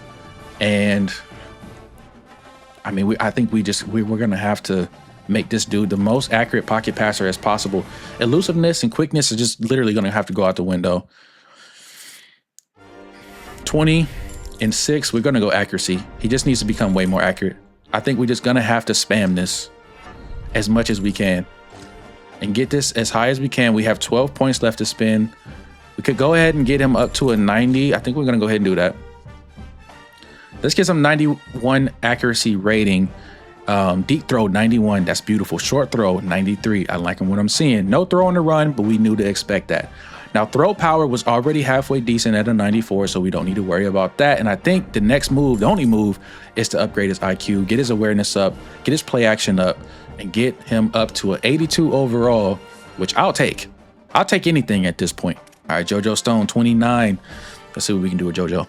JoJo Stone, no, see, none of these players have any physical attributes available to be upgraded, which sucks, because that's one of the biggest things that I need. I need badges, man. I need players to be able to make crazy plays, man. Maybe we go elusiveness. Maybe get him a little bit more shifty out in open space. I always like increasing IQ, although we're capped out at 79. Route running or hands. I think we go route running. If he can get open, he can score. I think we're going to take this to the max. 81 route running. And then I think we split between quickness and hands for the last two. Catching. Let me see where this route running takes me. Catching at an 86. Yeah, that's the move. With that, we do unlock a couple badges, but we don't have enough points to actually buy them or equip them. So we're just going to keep moving on. Sterling was a guy that we were able to get back for another season with NIL. I had to offer him a little bit of something, a little bit of chicken. But he's a free safety. Now, he's capped out on zone coverage, quickness, almost power. This is hit power. This is going to take everything I got out of me. But we could upgrade catching, which wouldn't hurt. Catching to an 85. Let's maybe we cheese this to get his catching up to like a 89 is fine, but it's fine with me. I think now we focus on coverage. Run support is going to cost us. I think run support is going to cost us not too much. We'll take run support. Pursuit and tackle. Maybe we do invest in this. All right, I'm liking this. 80 overall for Shamir Sterling. All right, here we go, man. We can see there's still a whole list of players that's ready to transfer before the season even starts. We don't have any new AD expectations. We still have just the one. Now, this right here is where I think I messed up last season. Okay, here we go. Upgrade complete. Facilities upgraded. Okay, so maybe we finally get that 200 boost that they said was going to pay out. So let's go into hire staff and manage blueprint. Let's look at our facilities. Now, how do I see my current facility? Where am I at? I have to be at competitive. The only next upgrade is premier. I like this. Now we don't have any dynasty points to play with after the fact, but I do think I'm going to get 200 back. So that is a beautiful, beautiful thing. Now, all right, man, as we wrap up the end of this first season and the beginning of season 2, we have our recruiting board set. And I was confused at first because I thought we had spent all of our recruiting points, or our dynasty points, but we actually had about 300 and some change to work with. So we went ahead and did what we can do with what we had, man. One of the biggest, potentially biggest NIL signings we could have to date is Assad Barnes, our quarterback, 6'4", 184, dual threat. Now, he doesn't have any particular interest in us at the moment, but we did throw a bag at this quarterback. Now, the scholarship that we offered him, even though this is our biggest offering ever, he's only neutral as far as feedback, and we only get 2 blocks in the green as far as weekly offer bonus. So you can see, man, the higher caliber the player, the more that they're going to expect. And to top it off, man, if we actually did get him to commit to our school, he'll actually want more than 180 for the following seasons, and so on and so forth. So this could be a double-edged sword, man. It could be good, could be bad, but we really need to get some talent on this team. And so we went ahead and filled out the recruiting. As such, man, some players we had to give some NIL, and others we were able to nickel and dime and find some 0 to 10 expected NIL with still some decent talent.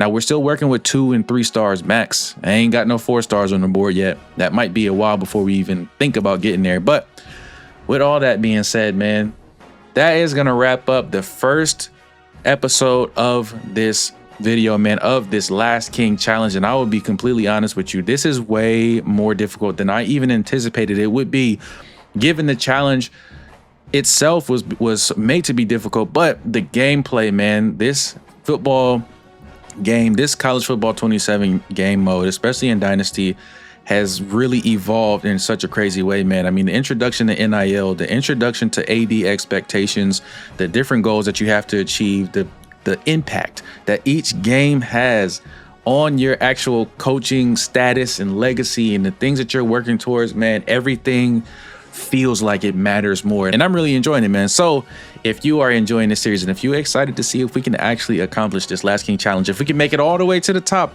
to the summit, and become the king of Florida, make sure you drop a like and sub to the channel so you don't miss when the next one drops. But like I always say, man, a little bit every day goes a long way. So once you take that first step, don't look back. I'm Ice G3, 3000 to be exact. I hope I'll see y'all in the next one, and if I don't, when you run this one back.